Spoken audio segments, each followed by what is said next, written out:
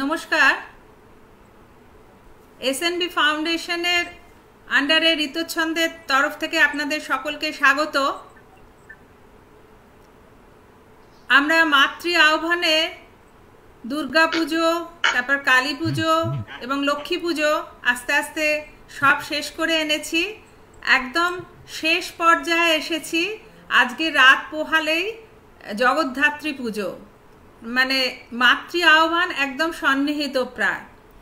তো যে সিংহবাহিনী মূর্তি, দশভুজা মূর্তিতে আমরা পুজো করেছিলাম দুর্গা পুজোয়, সেই সিংহবাহিনী মূর্তি আবার চতুর্ভুজায় কেন জগদ্ধাত্রী পূজা রূপে পূজিত হন, এই নিয়ে একটা হয়তো সংশয় বা সমস্যা আপনাদের মধ্যে থাকবে। এই বিষয়ে আমাদের গুরুদেব আচার্য সৌমেন্দ্রনাথ ব্রহ্মচারীজি একটা খুব সুন্দর ব্যাখ্যা দিয়েছিলেন। আপনারা আমার পিছনে নিশ্চয়ই তার ছবি দেখতে পাচ্ছেন। তিনি বলেছিলেন যে দেবী পক্ষে আমাদের জীবচেতনার একটা উত্তরণ হয় এবং এই উত্তরণে আমরা আস্তে আস্তে মাতৃ অভিমুখে আর কি যাত্রা করি, মানে একটা অ্যাসেন্ডিং অ্যাসপিরেশন। এই করতে করতে কোজাগরী লক্ষ্মী পুজোয় সেটা একটা পূর্ণতা প্রাপ্ত হয় এবং কোজাগরী লক্ষ্মী পূর্ণিমার পরে আস্তে আস্তে আবার কৃষ্ণপক্ষে মন যখন প্রবেশ করে, তখন কিন্তু সেই মনের আবার লয় হতে শুরু করে এবং যেটা অমাবস্যায় মহানিশীতে তার সম্পূর্ণ বিলীন হয়। এবং সেই জন্যই ওই অমানিশাতে সেই মৃত্যুর দেবী মহাকালীর পুজোর কথা আছে, যিনি আমাদের মৃত্যু থেকে অমৃত লোকে যাত্রা করাতে পারেন। সেই যে খণ্ড খণ্ড টুকরো কালকে টুকরো করে আমাদের কাছে তিনি পরিবেশন করেন, তিনি হলেন মহাকালী। আবার এই মহাকালী তিনিই পারেন আমাদের এই খণ্ডতা থেকে একদম অখণ্ড মহাকালে পৌঁছে দিতে। তিনি এই সন্তানদের সেই হাত ধরে তুলে নিয়ে যেতে পারেন। তো শ্রীরামকৃষ্ণের একটা খুব সুন্দর, ঠাকুর রামকৃষ্ণের একটা খুব সুন্দর গল্প এই প্রসঙ্গে আছে, যে যখন আমরা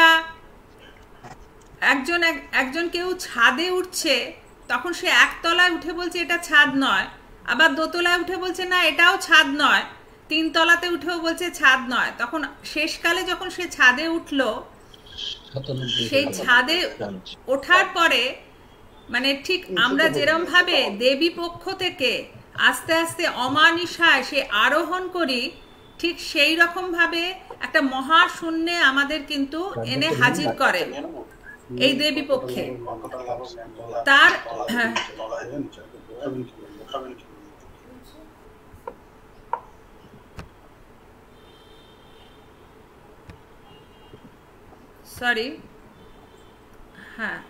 দেবী পক্ষে এসে আমাদের সেইখানে এসে হাজির করে।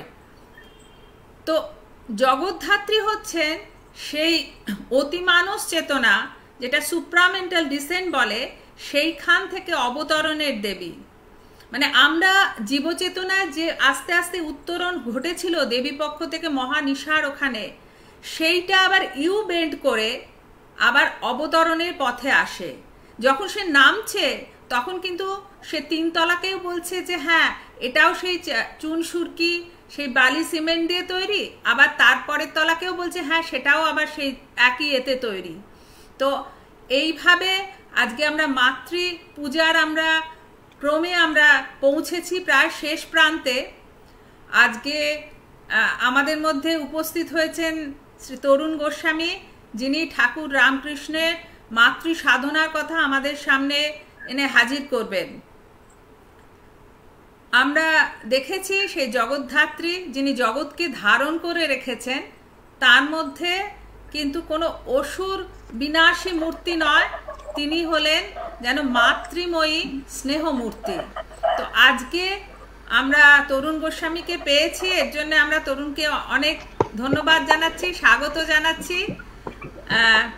অনেক প্রতিকূলতার মধ্যেও তরুণ আজকে আমাদের এই বক্তব্য পেশ করবার জন্য রাজি হয়েছেন, তার জন্য আমরা অত্যন্ত গর্বিত এবং আনন্দিত। তো আমার যে সহ হোস্ট আছেন, যিনি কো হোস্ট যিনি সঞ্জয় মুখার্জি, তাকে কিন্তু আমরা স্ক্রিনে কেন জানি না দেখতে পাচ্ছি না, হয়তো ওখানকার নেটওয়ার্কের প্রবলেমের জন্য। তবে আমার মনে হয় আমরা শুরু করে দিই আমার তরুণের আমার আমার বক্তব্যে। আমার ভয়েস কি শোনা যাচ্ছে? ভয়েস শোনা যাচ্ছে কিন্তু তোমাকে দেখা যাচ্ছে না যে কোনো ভাবেই। তো আচ্ছা, আমি ইকো হচ্ছে। হ্যাঁ, ইকো হচ্ছে আমরা আমাদের এগুলো আছে বলে, কিন্তু তোমার তোমার তোমার ছবি আসছে না যে কোনো ভাবেই। ঠিক আছে, আমরা এখানেও এখানেও আমার ছবিটা হ্যাং করে আছে। ঠিক আছে। আমি তরুণকে আমি তরুণকে আমি তরুণকে কথা বলে ইন্ট্রোডিউস করিয়ে দিয়ে তারপরে আমি আবার ব্যাক করে আবার এন্টার করব। ঠিক আছে। আচ্ছা, শিলং পাহাড় থেকে সবাইকে বিজয়া দীপাবলির বিলেটেড বিলম্বিত নমস্কার, বিলম্বিত শুভেচ্ছা, ভালোবাসা, প্রণাম।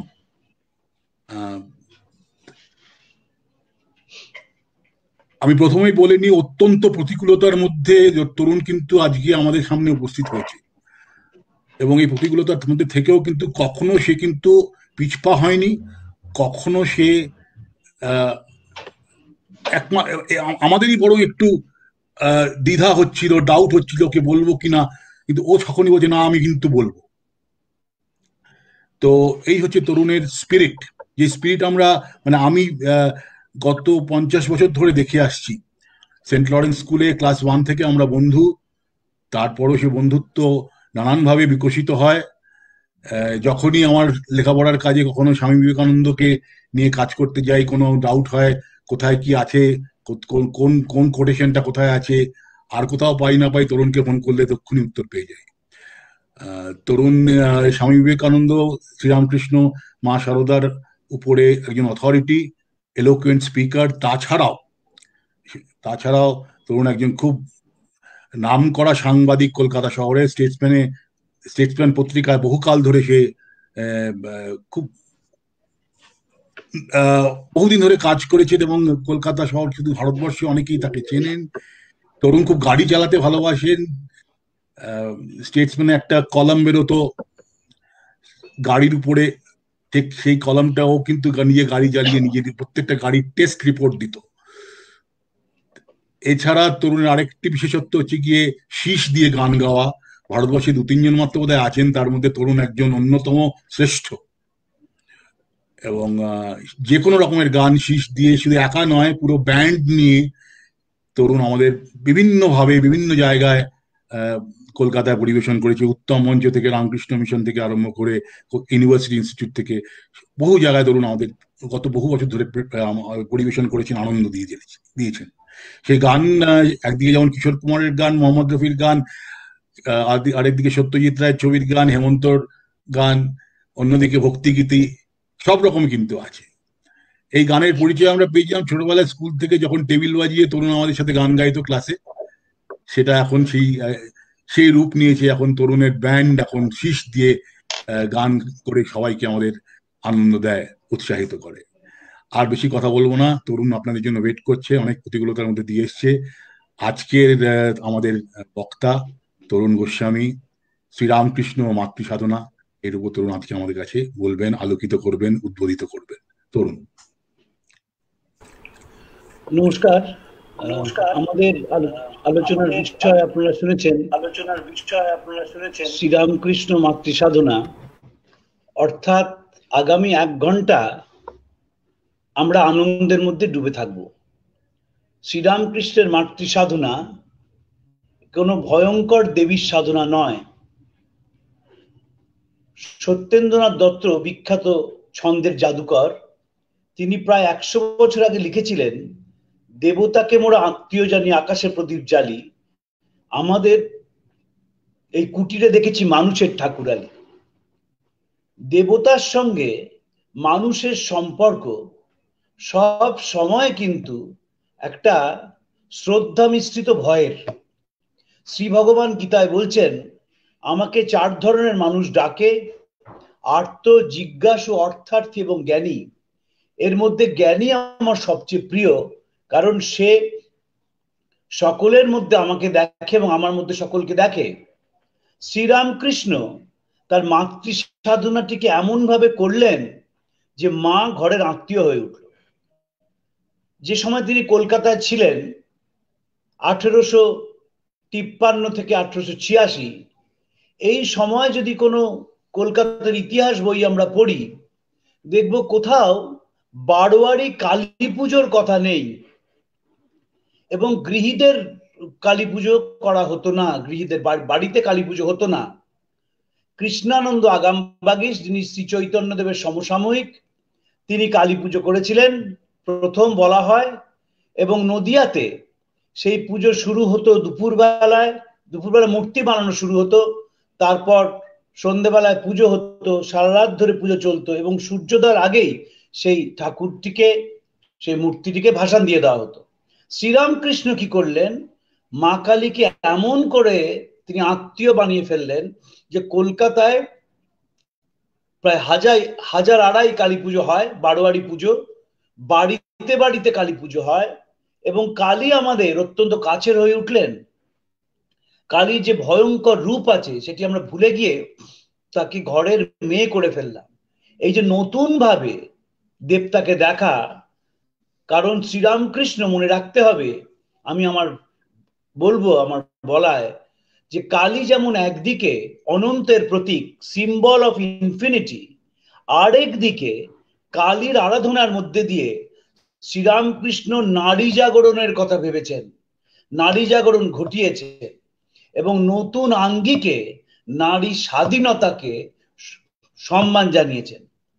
এই যে শ্রীরামকৃষ্ণের বিরাট অবদান সমাজে, আমাদের দুর্ভাগ্য যে আমরা সেইটা নিয়ে বড় বেশি ভাবি না, তাকে কালী পূজক বলেই সীমিত রাখি এবং বহু মানুষ আছেন তারা মনে করেন যে ঠাকুরের ওই কালী পুজোর জন্যেই তাকে ঠিক মতন করে, একটা মিস্টিক ব্যাপার, দেখবেন শ্রীরামকৃষ্ণ কথা বলতে গেলেই বলা হয় মিস্টিক।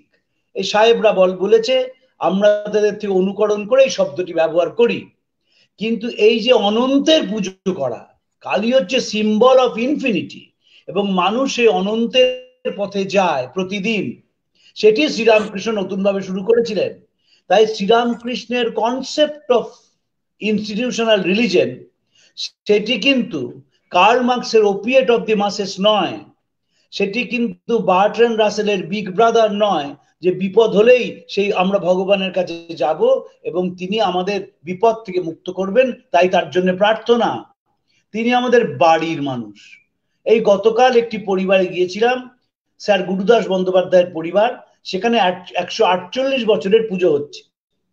সেই বাড়ির কন্যা রাজরূপা চক্রবর্তী আমাকে বললেন যে ঠাকুরটি এসছে, এবার যদি অতিমারির জন্য তার আকার অনেক ছোট, কিন্তু এত সুন্দর দেখতে না, যখন ঘরে কেউ নেই আমি ঠাকুরকে একটা ছোট্ট করে চুমু খেয়ে ফেললাম। ঠাকুরকে চুমু খেয়ে ফেললাম, এটা হচ্ছে ইম্প্যাক্ট অফ শ্রীরামকৃষ্ণ। যখন আমরা ঠাকুরকে একদম আত্মীয় বলে ভাবি, এটি শ্রীরামকৃষ্ণের জন্যে। তিনি মা কালীকে খাইয়েছেন, তিনি মা কালীকে মালা পরিয়েছেন, সেই মালা নিজে পড়ে আছেন এবং মানুষের মধ্যে তিনি মা কালীকে দেখেছেন। এটি সবচেয়ে বড় শ্রীরামকৃষ্ণের ভূমিকা আমাদের সমাজ বিজ্ঞানের দৃষ্টিভঙ্গি থেকে। একটি ঘটনার কথা দিয়ে শুরু করি। গিরিশচন্দ্রকে একদিন তিনি বলছেন যে মাকে চিতপুরে দেখে এলাম। তো গিরিশচন্দ্র তো শ্রীরামকৃষ্ণের পিছনে রাখতেন, বলতেন কেমন মাকে দেখলে বলো।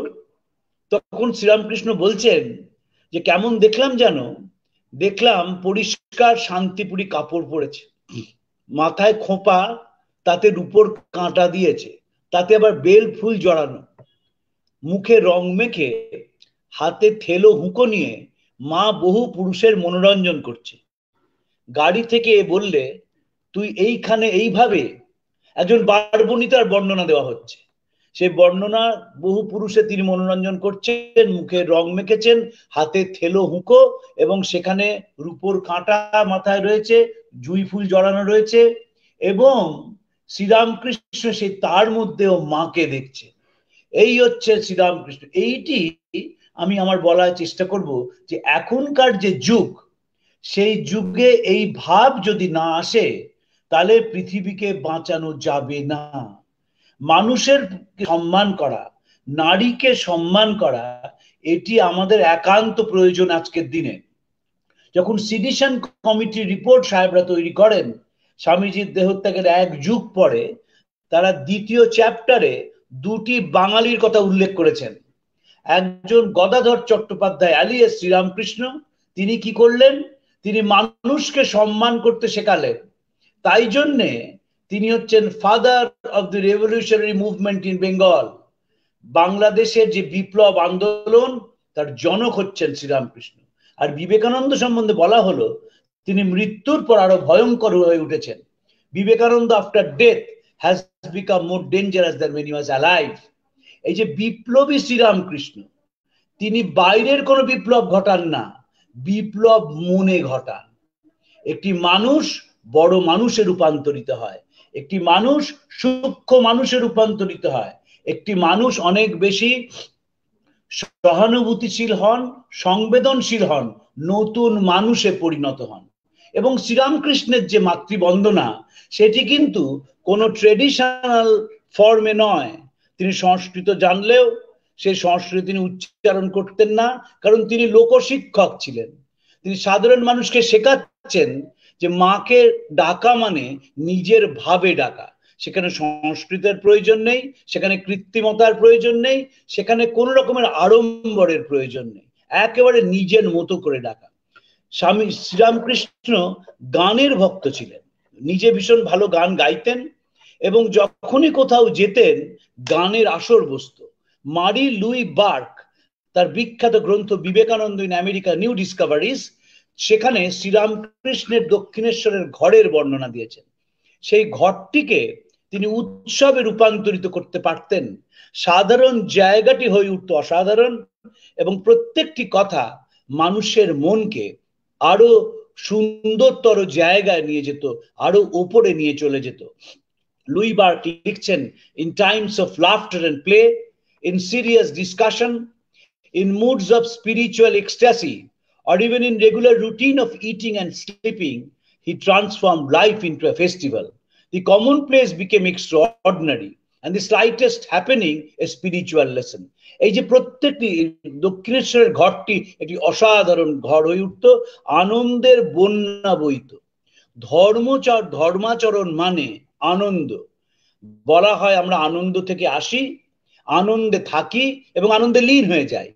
কিন্তু আমরা দেখেছি যে ধর্মের নামে যেটা করা হয় সেটা শুধু কৃত্রিমতা নয়, সেটা নেগেটিভ রিলিজিয়ন। প্রথমেই না দিয়ে শুরু হয়, তুমি এটা করতে পারবে না, তুমি এইভাবে পুজো করতে পারবে না, তুমি যদি মহিলা হও তুমি গায়ত্রী বলতে পারবে না, তুমি যদি মহিলা হও তুমি পুজো করতে পারবে না। এই যে না দিয়ে শুরু হচ্ছে, শ্রীরামকৃষ্ণ সরিয়ে দিলেন সেটিকে। এইখানে যদিও প্রসঙ্গটি আলাদা, তবু একটু বলতে ইচ্ছে হচ্ছে। শ্রীরামকৃষ্ণ এসেছিলেন রামচন্দ্র দত্তের বাড়িতে কলকাতায় মধুরা লেনে। কেন এসেছিলেন? রামচন্দ্রের ভাগ্নি ডিপথিরিয়ায় মারা গেছেন, তার মন খুব খারাপ, সেই বাড়িতে শ্রীরামকৃষ্ণ এলেন। যখন পাড়ায় রটে গেল তিনি আসছেন, তখন যারা কুলীন ব্রাহ্মণ ছিলেন তারা বললেন, না না না, ও তো কৈবর্তের মন্দিরের পূজারী, প্রতিষ্ঠাতা রানী রাসমণি, তিনি কৈবর্ত, অতএব কৈবর্তের মন্দিরের পুজোরি যেখানে আসে আমরা সেখানে যাই না বলে তারা না বললেন, তারা আসতে রাজি হলেন না। তারপরে যারা অন্যান্য ব্রাহ্মণ ছিলেন তারা বললেন, আরে ও তো গ্রেট গুস, পরমহংস, ওখানে আমরা গিয়ে কি করব, ওখানে আমরা যাব না বলে তারাও এলেন না। শ্রীরামকৃষ্ণ এলেন, যে ঘরে তিনি বসলেন সেই ঘরে নানা লোকে নানা কথা বলছে। শ্রীরামকৃষ্ণ চুপ করে সেখানে বসে রয়েছেন এবং মিটি মিটি হাসছেন। অন্য কোনো মানুষ হলে স্থান ত্যাগ করে চলে যেতেন, যে তোমরা আমাকে আমন্ত্রণ করে এনেছো আর আমার সামনে এত লোকে নানা কথা বলছে, এটা হতে পারে না। কিন্তু তিনি সেদিন রইলেন, মিটি মিটি হাসলেন এবং তারপরে আস্তে আস্তে যখন কোলাহল স্তব্ধ হয়ে গেল, তিনি ঈশ্বরীয় কথা বলতে শুরু করলেন। সেই দিনে তিনি নতুন 3টি প্রথা শুরু করেছিলেন। প্রথমটি হচ্ছে, ইংরেজি শিক্ষার ফলে বয়োকনিষ্ঠরা বয়োজ্যেষ্ঠদের প্রণাম করতেন না, তিনি সেখানে প্রণাম প্রথা শুরু করেছিলেন। দ্বিতীয়ত, খাবারের পাতে নুন দেওয়া হতো আলাদা, কখনো রান্নায় নুন দেওয়া হতো না, এটাই ছিল তখনকার দিনের প্রথা। তিনি সেটিকে ভাঙলেন, এবং তৃতীয় যে জিনিসটি ভাঙলেন সেটি সাংঘাতিক। সেটি হচ্ছে পুরুষ এবং নারীরা সবাই একসঙ্গে খেতে বসলেন। দেখবেন কোথাও পুরুষ এবং নারীরা তখনকার দিনে কেন, এই কয়েক বছর আগে অবধি, ধরুন আজকে থেকে 20 বছর আগে অবধি বাড়িতে মেয়েরা পুরুষদের সঙ্গে খেতেন না। এবং রোববার দিনে মধ্যবিত্ত বাঙালি পরিবারে পাঁঠার মাংসর একটা চল ছিল অনেক পরিবারে। সেই বাড়িতে যারা রান্না করতেন, মা জেঠিমারা, তারা পেতেন হচ্ছে মাংসের কাই বা ঝোল এবং একটা আলু। তাতেই তারা নিশ্চিন্ত মনে করতেন, তারা বলতেন এটাই আমার প্রাপ্য। শ্রীরামকৃষ্ণ কি শুরু করলেন, সেই যুগে দাঁড়িয়ে তিনি এবং নারী এবং পুরুষকে একসঙ্গে তারা খেতে বসতেন, এবং এই যে সবাই আনন্দ করে খাচ্ছে। এই প্রসঙ্গে আপনাদের আরেকটা কথা বলি, আপনাদের সেই গল্প হলেও সত্যি সিনেমাটি মনে আছে, বিখ্যাত তপন সিনহার ছবি এবং রবি ঘোষের ভূমিকা। তিনি সেখানে একটি গৃহবৃত্ত হয়ে এসেছিলেন, পরিচারক হয়ে এসেছিলেন, এবং তিনি যখন বাড়ির সবাইকে একসঙ্গে খেতে বলছেন, বাড়ির যারা গৃহিণী ছিলেন তাদের অত্যন্ত সংকোচ যে আমরা একসঙ্গে কি করে খাবো। শ্রীরামকৃষ্ণ এই জন্য বিপ্লবী। প্রত্যেক স্তরে তিনি সুসংস্কার প্রতিষ্ঠা করছেন, কুসংস্কারকে সরিয়ে দিয়ে। এবং যখন তিনি সেই দক্ষিণেশ্বরে ঘরটিতে থাকতেন, সেখানে গান একটা গুরুত্বপূর্ণ ভূমিকা নিয়েছে। বহুদিন পরে, তার দেহত্যাগের বহুদিন পরে, তখন স্বামী বিজ্ঞানানন্দজি, তিনি রামকৃষ্ণ মঠ এবং মিশনের সভাপতি ছিলেন। তিনি তো এলাহাবাদের মানুষ ছিলেন, তাকে এলাহাবাদের বিশপ বলা হতো। তিনি সিভিল ইঞ্জিনিয়ার ছিলেন। অধ্যাত্ম বিজ্ঞানের উত্তম ছাত্রকে স্বামীজি নাম দিয়েছিলেন বিজ্ঞানানন্দ। তো তিনি একবার ইন্টার ক্লাসে করে যাচ্ছেন এলাহাবাদে, এবং গাড়ির মধ্যে দুজন বাইজি উঠেছে ট্রেনের মধ্যে, এবং উঠে তারা গান পরিবেশন করছেন, নৃত্য পরিবেশন করছেন। তাই দেখে বিজ্ঞানানন্দজি তিনি তাল দিচ্ছেন। যারা অন্যান্য যাত্রী ছিলেন, যখন সেই বাইজিরা নেমে গেল, তারা বললেন যে দেখুন মহারাজ, আপনি এরকম তাল দিচ্ছিলেন, আপনি মিটিমিটি হাসছিলেন, গান শুনছিলেন, আমাদের বড় আমরা লজ্জায় পড়ে গিয়েছিলাম। আপনি রামকৃষ্ণ মিশনের সভাপতি, অথচ এরা গান গাইছে আর আপনি তাল দিচ্ছেন, এটা আমাদের কাছে মনে হলো না আপনি ঠিক করলেন। বিজ্ঞানানন্দ যে এতটুকু অপেক্ষা করলেন না উত্তর দিতে, বললেন জানেন, যখন তার কাছে দক্ষিণেশ্বরে যেতাম, তিনি নেচে গিয়ে আমাদের ভরিয়ে রাখতেন। আজ মনে হলো এতদিন পরে যে তিনি সামনে এসে আবার নৃত্য গীত পরিবেশন করছেন। এই যে গান গেয়ে আর ঠাকুর মাকে ডাকা, ঠাকুরের অসাধারণ গানের গলা ছিল, তার তো বিভিন্ন বর্ণনা পাওয়া যায়। আমার মেজ পিসেমশাইয়ের বাবা, মেজ পিসেমশাই বেশি থাকলে অনেক বয়স হতো, 111 বছরের বেশি বয়স হতো, তার যে পিতৃদেব তিনি দক্ষিণেশ্বরে গিয়েছিলেন, তার শ্রীরামকৃষ্ণকে এতটুকু ভালো লাগেনি। তিনি দেখেছিলেন যে ছোট ছোট ছেলেদের সঙ্গে তিনি ফচকেমি করছেন, গল্প করছেন ইত্যাদি, কিন্তু দুটো গান তিনি শুনে এসেছিলেন। এবং তিনি আমার পিসেমশাইকে বলেছিলেন যে এইরকম ঐশ্বরিক গলা এ কল্পনা করা যায় না। এবং তারপরে তিনি আক্ষেপ করতেন, হয়তো যদি আর কিছুক্ষণ থাকতেন, ঠাকুর হয়তো উচ্চ দর্শনের কথা বলতেন এবং তিনিও তো ঠাকুরের প্রেমে বাধা পড়ে যেতেন। কিন্তু ওই যুবকদের সঙ্গে তিনি ফচকেমি করছেন, ইয়ার্কি ঠাট্টা করছেন, সেটি তার পছন্দ হয়নি বলে চলে এসেছিলেন। এই যে গায়ক শ্রীরামকৃষ্ণ গানের মধ্যে দিয়ে মাকে ডাকছেন, তার দুটি গান বিখ্যাত ছিল। কথামৃতের উল্লেখ রয়েছে, একটি সদানন্দময়ী কালী, আরেকটি আপনাতে আপনি থেকো মন। একেবারে উচ্চ দর্শনের কথা। আপনাতে আপনি থেকো মন, যেও না কো কারো ঘরে, যাচাইছিস তা বসেই পাবি খোঁজো নিজ অন্তপুরে। পরম ধন সে পরশমণি, যা চাবি তা দিতে পারে, কত মণি ছড়িয়াছে চিন্তামণির নাচ দুয়ারে। ও সে দুঃখ ভ্রমণ তীর্থ গমন, মন উচাটন করো না হে, তুমি ত্রিবেণী সঙ্গম স্নানে শান্ত হও না মূলাধারে। কি দেখো কমলাকান্ত, মিছে ভ্রম এ সংসারে, এই বাজি করে চিনলে না রে, যে ঘটে ঘটে বিরাজ করে। এই গানটির শেষ লাইনটি সবচেয়ে গুরুত্বপূর্ণ, বাজি করে চিনলে না রে। Every person is a temple of living god, Charles Dickens লিখছেন।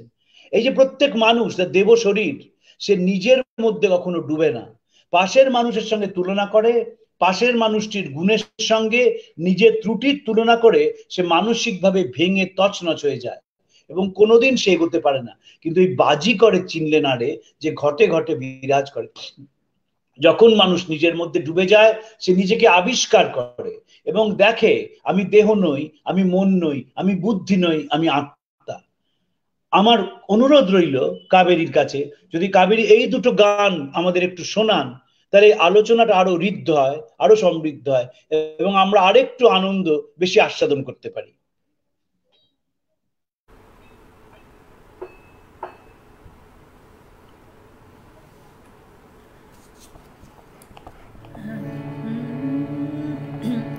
আমি প্রথমে তাহলে সদানন্দময়ী কালীটাই গাইছি। সদানন্দময়ী কালী মহাকালের মন মোহিনী, সদানন্দময়ী কালী মহাকালের মন মোহিনী, সদানন্দময়ী কালী তুমি আপনি নাচো, আপনি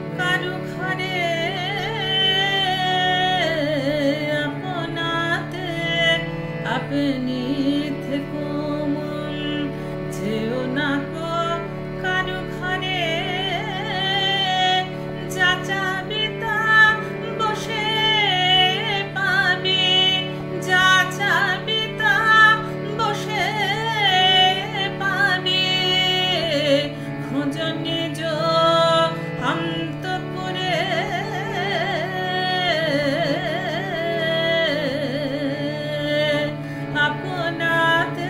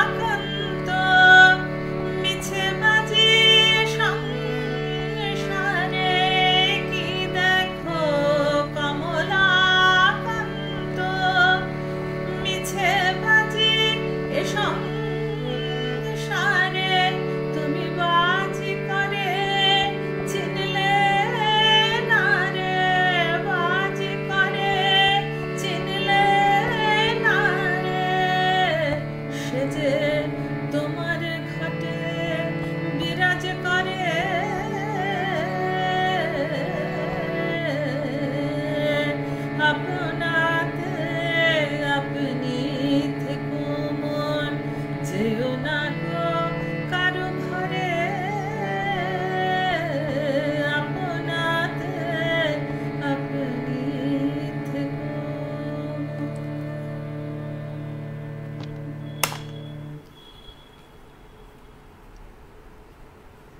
আচার্য ব্রজেন্দ্রনাথ শীল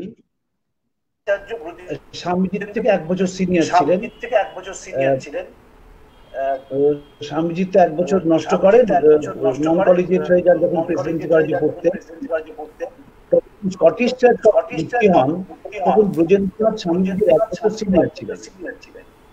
ব্রজেন্দ্রনাথ ব্রাহ্মণ ছিলেন এবং খুব আপত্তি ছিল যে স্বামীজি কেন একজন কালী পূজকের কাছে যান। নরেন্দ্রনাথ বন্ধুদের প্রাণ, সামাজিক সম্মেলনের মধ্যমণি, নিঃসন্দেহে প্রতিভা ঝলকিত এক প্রেরণাদেব্য বোহেমিয়ান। সেই বোহেমিয়ানটি কালী পূজকের কাছে যাচ্ছেন, সেখানে দিন কাটাচ্ছেন, এটা ব্রজেন্দ্রনাথ মেনে নিতে পারেননি। তারপর একদিন তিনি নিজেই দক্ষিণেশ্বরে হাজির হলেন এবং সে এক অদ্ভুত দিন। দুপুর বেলায় হঠাৎ আকাশ কালো করে ঝড় উঠল। ঝড়ের পরেই তুমুল বৃষ্টি। দক্ষিণেশ্বরের বিশাল চত্বরে ঠাকুরের ঘরে মাত্র 2 জন, তিনি এবং ব্রজেন্দ্রনাথ, আর কেউ নেই। আকাশ কালো করে বৃষ্টি, একেবারে উত্তাল হয়ে উঠেছে গঙ্গা, এবং শ্রীরামকৃষ্ণও ব্রজেন্দ্রনাথের সঙ্গে কথা বলতে লাগলেন। নানা বিষয় আলোচনা চলল। তারপর এক সময় আস্তে আস্তে ঝড় থেমে গেল, বৃষ্টি থেমে গেল এবং পৃথিবী ঠান্ডা হয়ে গেল, শান্ত হয়ে গেল। ব্রজেন্দ্রনাথ যখন ফিরে আসছিলেন, তার মনে বারবার হচ্ছিল যে তিনি নরেন্দ্রনাথ কোনো ভুল জায়গায় এসে পৌঁছননি, তিনি ঠিক জায়গাতেই এসে পৌঁছেছেন। শ্রীরামকৃষ্ণ তিনি কালী সাধনা করে নরম হয়ে গিয়েছিলেন। তার যে করুণামাখা মুখ, সেটি সম্ভব হয়েছিল তিনি অনন্তের সাধনা করতেন বলে। তার কাছে তো মা কালী ইনফিনিটি। যে অনন্তের সাধনা করে সে পাল্টিয়ে যায়, তার অহংকার চলে যায়, তার নিজেকে জাহির করা চলে যায় এবং করুণামাখা মুখে তিনি জগতের দিকে চেয়ে থাকেন। একবার কর্ণওয়ালী স্ট্রিট দিয়ে স্বামী ব্রহ্মানন্দ, তখন রাখালচন্দ্র ঘোষ এবং শ্রীরামকৃষ্ণ যাচ্ছেন। শ্রীরামকৃষ্ণ বিভিন্ন গৃহস্থের বাড়িতে ঢুকে পড়ছেন। কোথায় ময়রার দোকান, সেখানে মিষ্টি তৈরি করা হচ্ছে, সেই তার দোকানের মধ্যে ঢুকে পড়ছেন। ব্রহ্মানন্দজি বলছেন, মশাই করছেনটা কি? এরা ভাববে যে বুড়ো মিনসেটার কি হলো, আপনি এরকম করবেন না। শ্রীরামকৃষ্ণ বললেন, কেন করছি জানিস? বলেন, নিজের মুখটাকে দেখিয়ে বললেন, যদি একবার এইটা দেখেই মুক্ত হয়ে যায়। অর্থাৎ সেই করুণা মাখা মুখ যখন মানুষ দেখে, তার ভেতরের করুণা জেগে ওঠে, তার মধ্যে ধ্বংসের যা ইচ্ছা সেটা চলে যায় এবং সে নতুন মানুষে পরিণত হয়। দানা কালী কালীপদ ঘোষ তিনি যখন এলেন কাশীপুর উদ্যানবাটিতে 1 জানুয়ারি 1886, তার আগেই ঠাকুরের সেই মহাভাব চলে গেছে। সেই মহাভাবে তিনি স্পর্শ করেছিলেন তার গৃহী ভক্তদের এবং বলেছিলেন, তোমাদের আর কি বলি, তোমাদের চৈতন্য হোক। কালীপদের খুব ইচ্ছে ছিল যে তিনি ঠাকুরের কাছে দীক্ষা নেন। যখনই তিনি ঠাকুরকে বলতে গেছেন, ঠাকুর বলেছেন নেবে, নিশ্চয়ই নেবে। তারপর যখন তার অসুখ হলো, তখন কালীপদ ভাবলেন অসুখ তো ঠিক হয়ে যাবে, তাহলে রোগ মুক্ত হলে তিনি দীক্ষা নেবেন। কিন্তু শরীর ক্রমশ খারাপ থেকে খারাপতর হতে লাগলো। যখন তিনি বললেন, ঠাকুর দীক্ষা হবে তো? ঠাকুর বললেন, হ্যাঁ হ্যাঁ হবে। তারপর যখন তিনি এসে শুনলেন 1 জানুয়ারি যে ঠাকুর সবাইকে চৈতন্য দান করেছেন, তখন তিনি খুব দুঃখ পেলেন। ঠাকুরকে বললেন যে আমার তো কিছু হলো না। তখন ঠাকুর বলেছিলেন দানা কালীকে, কালীপদকে, যে এইটাকে স্মরণ করতে, সে মুখটাকে স্মরণ করতে। এর বহু বছর পরে এর একটি ঘটনা বলি। 9-এর দশকের শেষে কলকাতায় একটা ইন্টার রিলিজিয়াস ফেথের মিটিং হয়েছিল। সেখানে প্রায় 40 জন বিদেশিনী এসেছিলেন, যাদের 2 জন মাত্র রামকৃষ্ণ মিশন বা রামকৃষ্ণদেবের নাম শুনেছেন।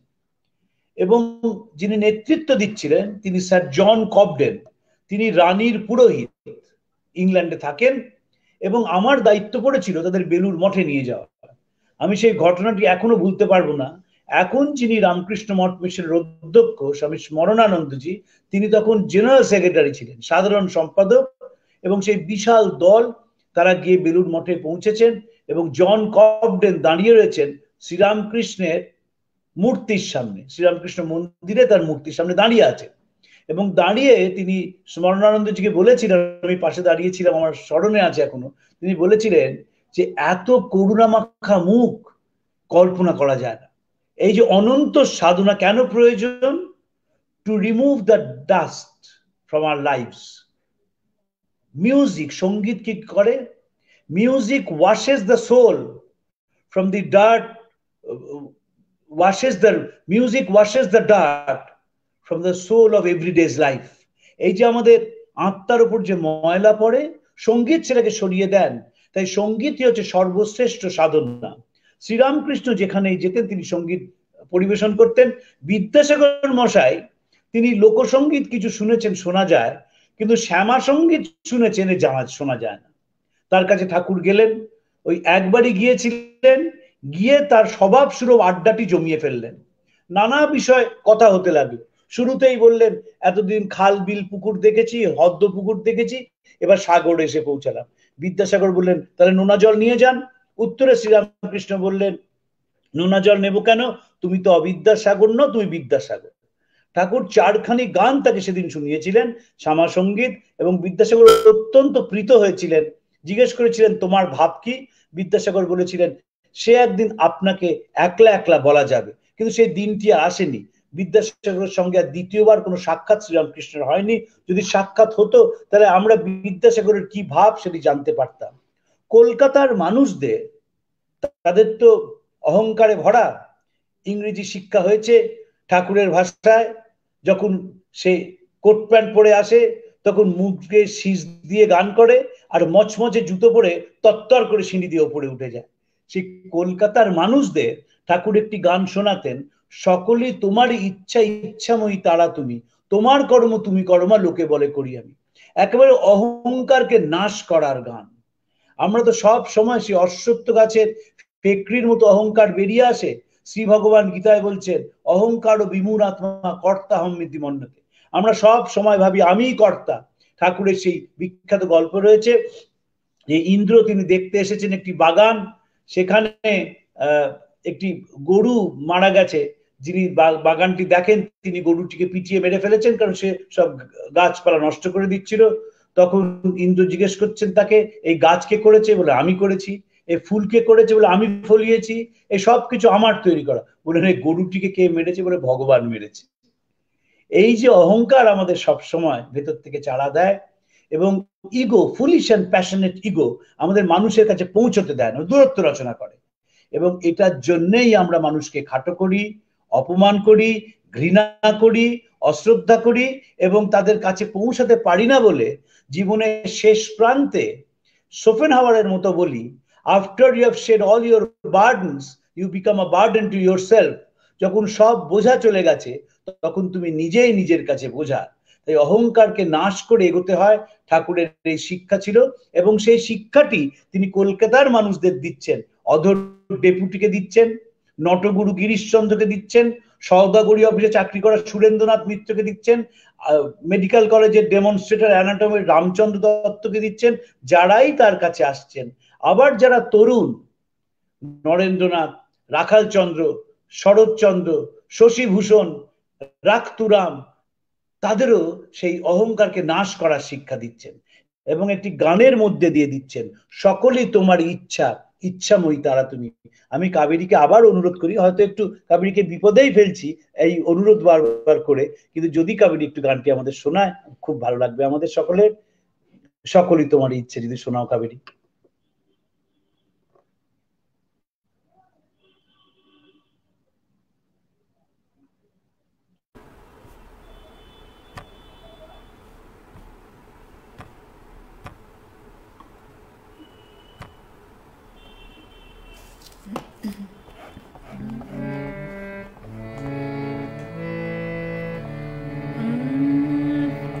সকলে তোমার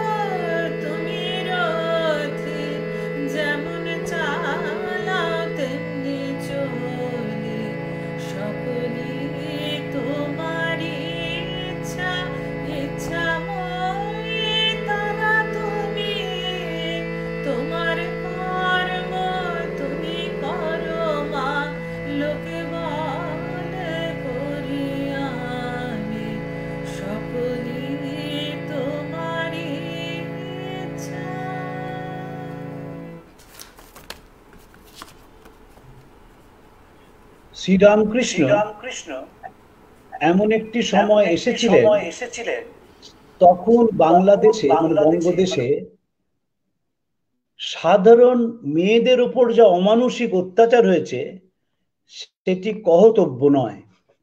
কি যন্ত্রণা তারা পেয়েছেন বাংলাদেশে তো হয়েছেই, বঙ্গদেশে এবং সারা পৃথিবীতেই সেই চিত্র।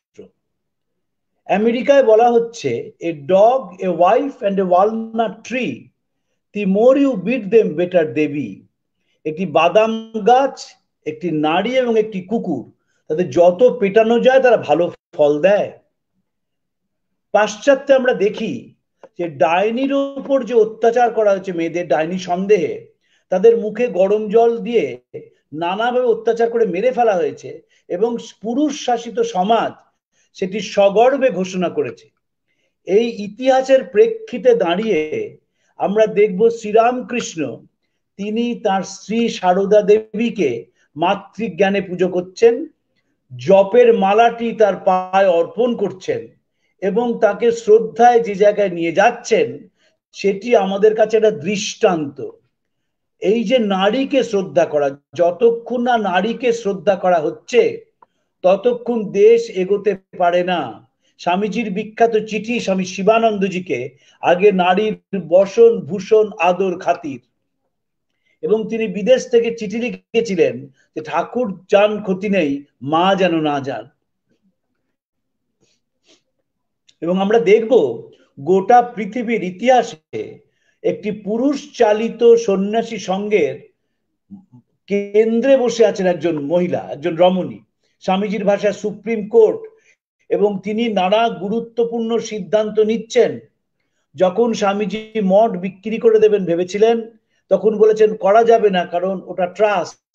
এই যে না হলে দেখা গেল যারা শুধুমাত্র সামান্য কাজ করেই হয়তো রামকৃষ্ণ ভাব আন্দোলন স্তব্ধ হয়ে যেত। এই যে 1897 থেকে 1920 23 বছর মা নেতৃত্ব দিয়েছেন, সেটি নারী জাগরণের একটি অনন্য উপমা এবং নজির। সুনীল গঙ্গোপাধ্যায় আমাকে একটি কথা প্রায় বলতেন যে দেখ, শ্রীরামকৃষ্ণ যখন বেঁচে ছিলেন তার প্রচুর সমালোচনা হয়েছে, চলে যাওয়ার পরও সেই সমালোচনা যায়নি। কেউ তাকে মৃগী রুগী বলেছেন, কেউ বলেছেন সিজোফ্রেনিক, কেউ তাকে পাগল বলেছেন। স্বামীজি পাশ্চাত্যে গিয়েছিলেন, নানা সমালোচনা হলো, বলা হলো যে স্বামীজি তো কায়স্থের সন্তান, তিনি সন্ন্যাস নিয়েছেন, এই সন্ন্যাস আবার সন্ন্যাস নাকি, নামের আগে স্বামী ব্যবহার করছেন, এটা ঠিক নয়, ইত্যাদি ইত্যাদি। স্বামীজি মারা যাওয়ার পর অমৃতবাজার কাগজ লিখলো দ্য মিট ইটিং স্বামী of Belur Math is dead. কিন্তু সারদামণির কোনো সমালোচনা হয়নি। সারদামণির এই যে মডেল, নিবেদিতা বলছেন তিনি একদিকে প্রাচীন ভারতের প্রতিনিধি, আবার আধুনিক ভারতের তিনি হচ্ছেন প্রথম প্রতিনিধি। আধুনিক মন কেমন হবে তার সারদামণি হচ্ছেন একটি উদাহরণ।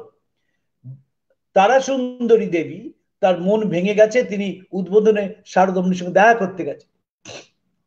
সারদামণি তার সঙ্গে খেয়েছেন, খাওয়ার পরে পান সেজে দিয়েছেন এবং ঠাকুরের ঘরে প্রণাম করে তার মনকে হালকা করতে বলেছেন। সোহরাব মোদী তিনি সারদামণির কাছে দীক্ষা গ্রহণ করেন।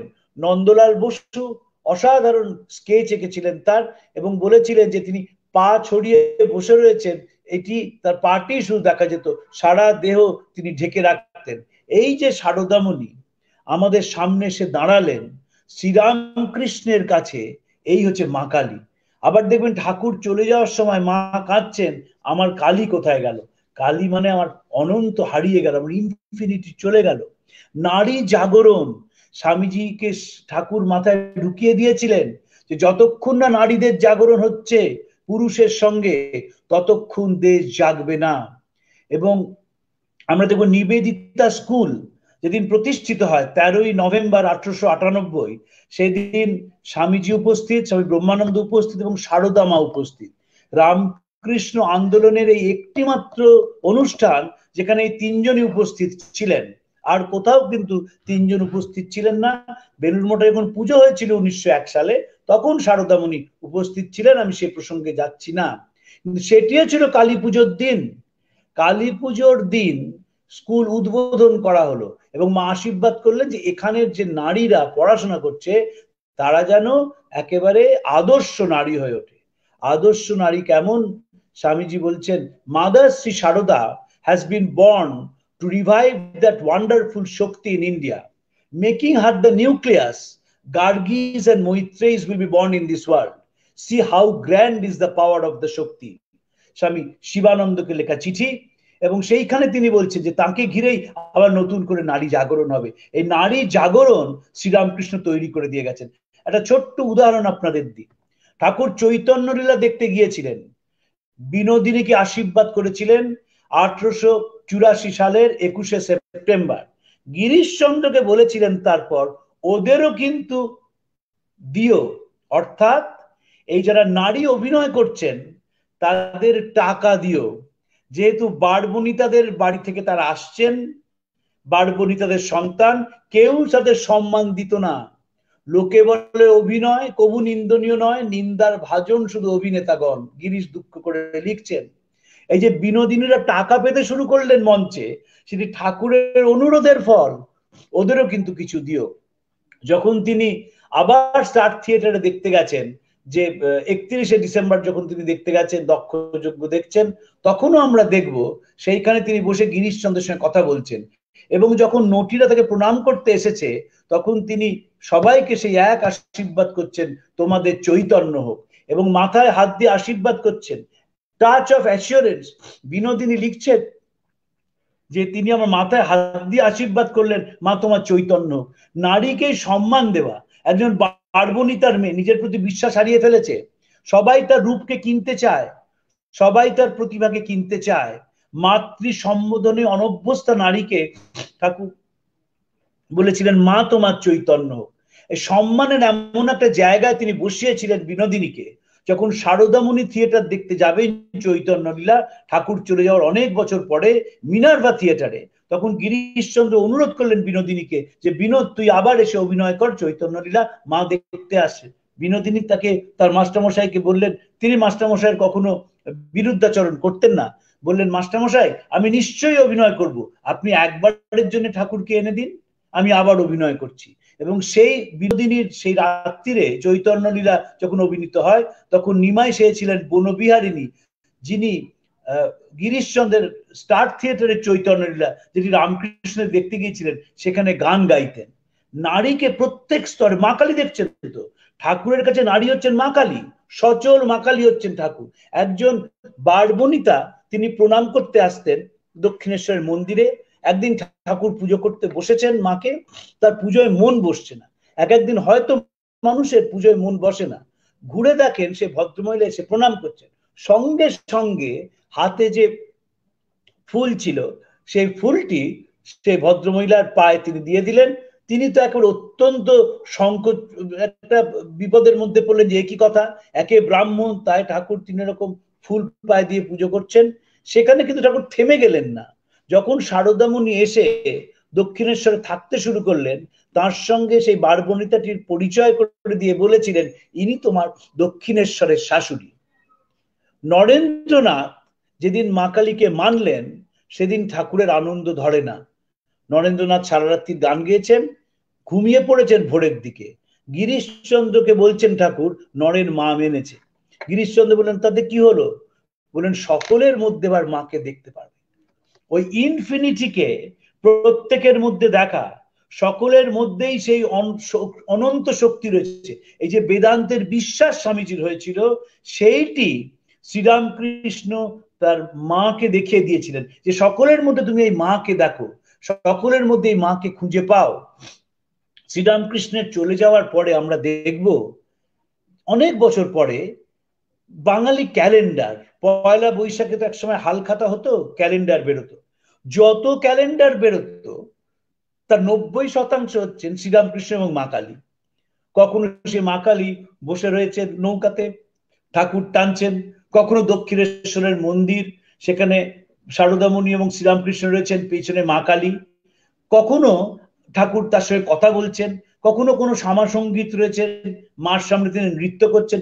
এই যে মাকে ঘিরেই একটা জীবন, যে জীবন অনন্তকে ঘিরে হয়, সেই জীবনে কোনো ক্লান্তি আসে না।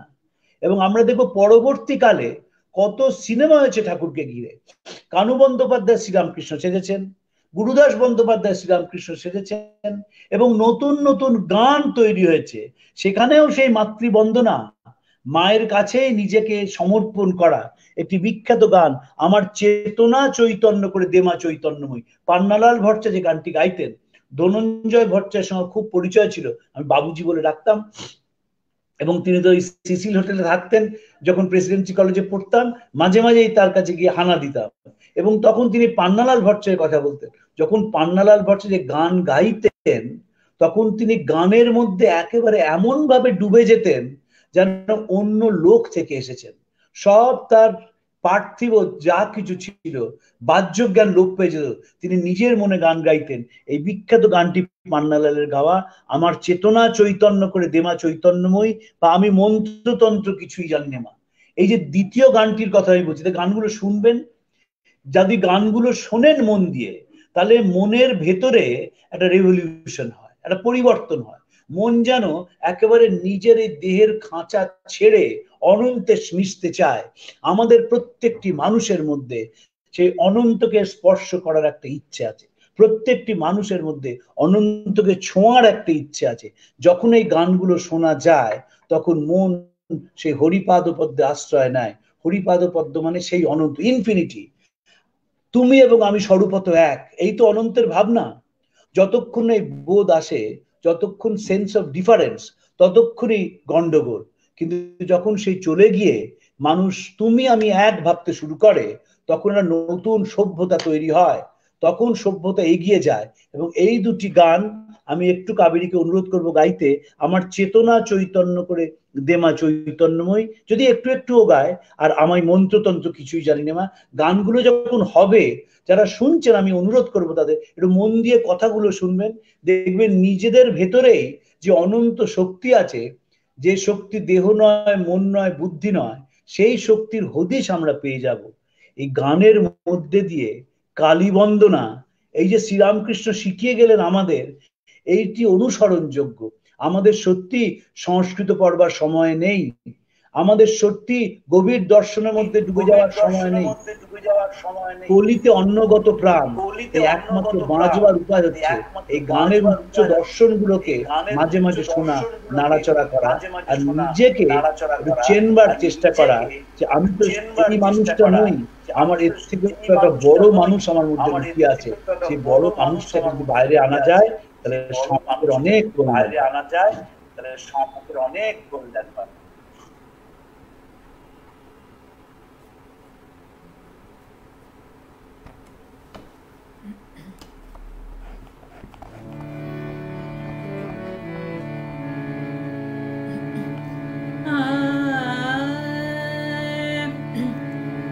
আমার চেতনা চৈতন্য করে দেমা চৈতন্যময়ী, আমার চেতনা চৈতন্য করে দেমা চৈতন্যময়ী, তোর ভাব সাগরে ভেসে আমি, ভাব সাগরে ভেসে আমি হব মা তোর পদাশ্রয়ী, আমার চেতনা চৈতন্য করে দেমা চৈতন্যময়ী।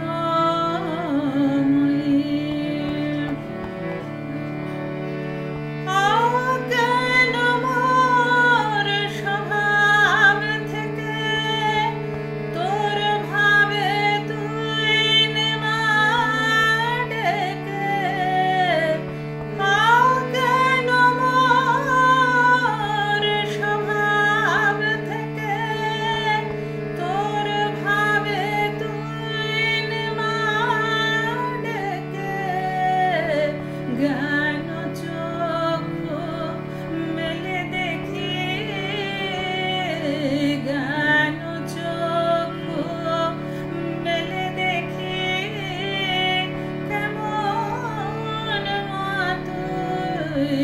জ্ঞানদাময়ী আমার চেতনা চৈতন্য করে দে মা চৈতন্যময়ী আমার চেতনা চৈতন্য করে দে মা চৈতন্যময়ী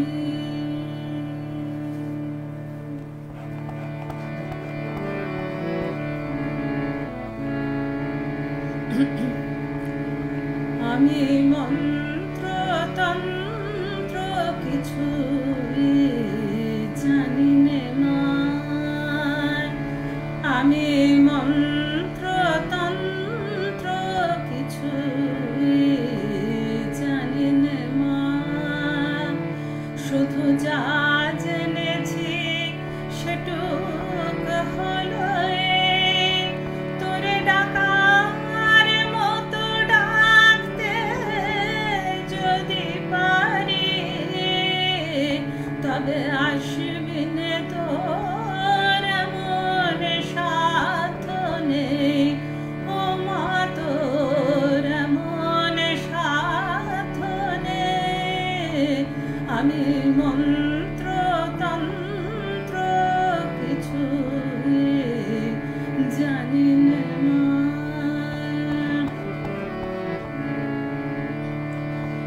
যদি তোর ভূমন্দিরের দ্বারে তোমার লাগি কাঁদি অঝোর ধারে যদি তোর ভূমন্দিরের দ্বারে তোমার লাগি কাঁদি অঝোর ধারে যদি নয়ন হতে লুপ্ত ভুবন হয় সেই সে অশ্রুতে তবু আমার কাছে আসবে নে তোর এমন সাধ্য নেই ও মা তোর এমন সাধ্য নেই আমি মন্ত্র তন্ত্র কিছুই জানি নে মা জানি আমার অনেক আছে দোষ তবু মাগো তোমায় ভালোবাসি আমি নয়নে মুদে দেখতে সদাই পাই তোমারি ওই ভুবন মোহন হাসি জানি আমার অনেক আছে দোষ তবু মাগো তোমায় ভালোবাসি আমি নয়নে মুদে দেখতে সদাই পাই তোমারি ওই ভুবন মোহন হাসি আমি যা করি মা সবই তোমার কাজ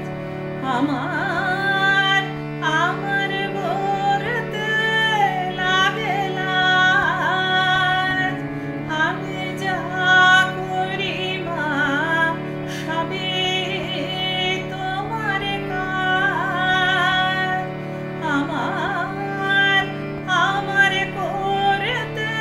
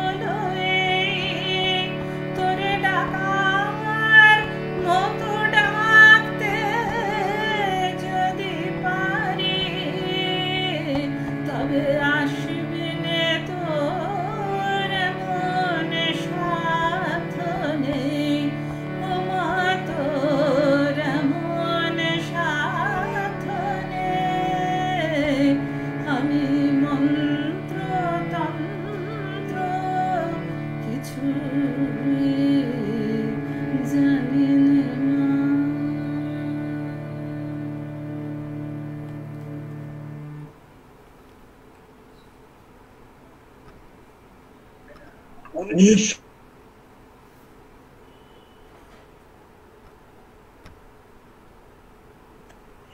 দেবী ছায়াছবি করার সময় সত্যজিৎ রায় কালী চিন্তায় ডুবেছিলেন। এখানে এই সিনেমাতে একটি গান তিনি লেখেন, এবার তোরে চিনেছি মা, এই প্রথম লাইনটি প্রচলিত, কিন্তু ভেতরের কথা সাংঘাতিক।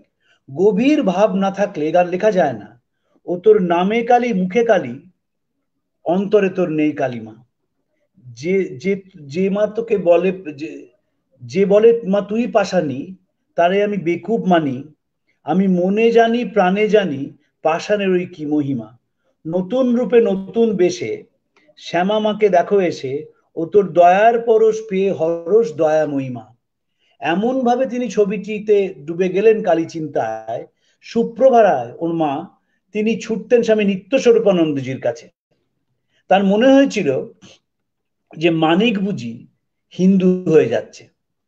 এই গানটি তিনি গাইয়েছিলেন পৃথ্বীশনাথ মুখোপাধ্যায় বলে কলকাতায় ডিটেকটিভ ডিপার্টমেন্টের একজন রেকর্ড সেকশনের অফিসার ইনচার্জ ছিলেন, তাকে দিয়ে। এবং সিনেমায় যে গানটি যে ভদ্রলোক গেয়েছিলেন তিনি একজন ইসলাম ধর্মাবলম্বী মানুষ। এবং সত্যজিৎ কালী চিন্তা শুধু ডোবেননি, এই সময় তিনি দুখানা স্কেচ এঁকেছিলেন। একটি শ্রীরামকৃষ্ণের স্কেচ, তিনি হাসছেন, আর একটি সারদামণি স্কেচ। ঠাকুরের জন্মের 175 বছর উপলক্ষে অনুষ্ঠানে গোলপার্ক রামকৃষ্ণ মিশনে 60 জন শিল্পীর আঁকা শ্রীরামকৃষ্ণের ছবির প্রদর্শনী হয়েছিল। নন্দলাল বোস ঠাকুরের স্কেচ এঁকেছেন, সমাধিস্থ শ্রীরামকৃষ্ণ, নৃত্যরত শ্রীরামকৃষ্ণ। ফ্র্যাঙ্ক ডোরাক ঠাকুরের ছবিটি এঁকেছেন। অভেদানন্দজির যে মঠ রয়েছে সেখানে অরিজিনাল ছবিটি রাখা আছে। কিন্তু সত্যজিতের যে লাইন ড্রয়িং, তাতে হাসছেন শ্রীরামকৃষ্ণ, সেই তার নির্মল হাসি সেটি যেন মুখে ছড়িয়ে পড়ছে। অসাধারণ সেই স্কেচ। কালী সাধক সত্যজিৎ কিছুদিনের জন্য সে অনন্তের চিন্তায় ডুবেছিলেন। স্বামীজি 1901 সালে শিলং এবং ঢাকা ঘুরে কলকাতায় আসেন, অত্যন্ত অসুস্থ। সবাই তাকে বলেন যে স্বামীজি আপনি বিশ্রাম নিন। শিষ্য শরৎচন্দ্র চক্রবর্তী যখন অনুরোধ করেন, তখন তিনি বলেন বাবা, তিনি যাকে কালী বলতেন তিনি এর মধ্যে ঢুকে গেছেন, একে থির হয়ে বসতে দেয় না, শুধু কাজ করিয়ে নিয়ে বেড়ায়। এই কথাটি স্মরণযোগ্য। তিনি যাকে কালী বলতেন তিনি এই শরীরে ঢুকে গেছেন, একে থির হয়ে বসতে দেয় না, কাজ করিয়ে নিয়ে বেড়ায়। এবং স্বামীজি আমরা জানি মৃত্যু যখন হয়েছিল 39 বছর বয়স, দুটো কিডনি চলে গিয়েছিল, একটা চোখ চলে গিয়েছিল, দুবার হার্ট অ্যাটাক হয়েছিল, আনট্রিটেড ডায়াবেটিস, তবু কাজের কোনো ছুটি নেই। কেন? কারণ ওই কালী তিনি যাকে বলতেন তিনি ভেতরে ঢুকে গেছেন। যে অনন্ত ঢুকে গেছে, তো আর তো বসে থাকতে পারবে না। তখন প্রত্যেক ক্ষণে হচ্ছে মানুষের সেবা। শিষ্যকে বলছেন যে কি পেলাম না জানি না, দেখলাম মনটা অনেক বড় হয়ে গেছে, আমি মানুষের যন্ত্রণা অনেক বেশি অনুভব করতে পারছি। আমরা দেখবো স্বামীজি চিঠি লিখছেন নিবেদিতাকে, এত কাজ করতে হয় যে বুঝতে পারি না কেমন আছি, আর বুঝতেই যখন পারি না তখন ধরে নিতে হবে আমি ভালো আছি। এই যে কালী যার মধ্যে ঢোকে, তারা সমাজের এক একটি অ্যাসেট। নিজস্ব বলে কিছু নেই। বহুজন হিতায় বহুজন সুখায় সন্ন্যাসীর জন্ম। জীবের গগনবেদী হাহাকার থামাতে, বিধবার অশ্রুজল মুছাতে, অনাথ শিশুর মুখে অন্ন দিতে সন্ন্যাসীর জন্ম হয়েছে। সন্ন্যাসীর গেরুয়া পোশাক এই যুদ্ধের অঙ্গসজ্জা। বাইরে পোশাক নয়, মন না রাঙায় কি ভুল করেছো কাপড় রাঙায় যোগী, ভেতরটাকে গেরুয়া রঙে রাঙিয়ে ফেলা।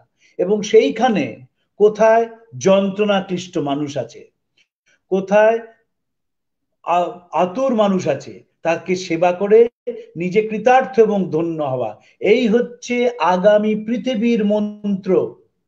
সেখানে কোনো দেবদেবী নেই, সেখানে মানুষ হচ্ছে দেবতা, এবং সেই মানুষের সেবাই সর্বশ্রেষ্ঠ ধর্ম।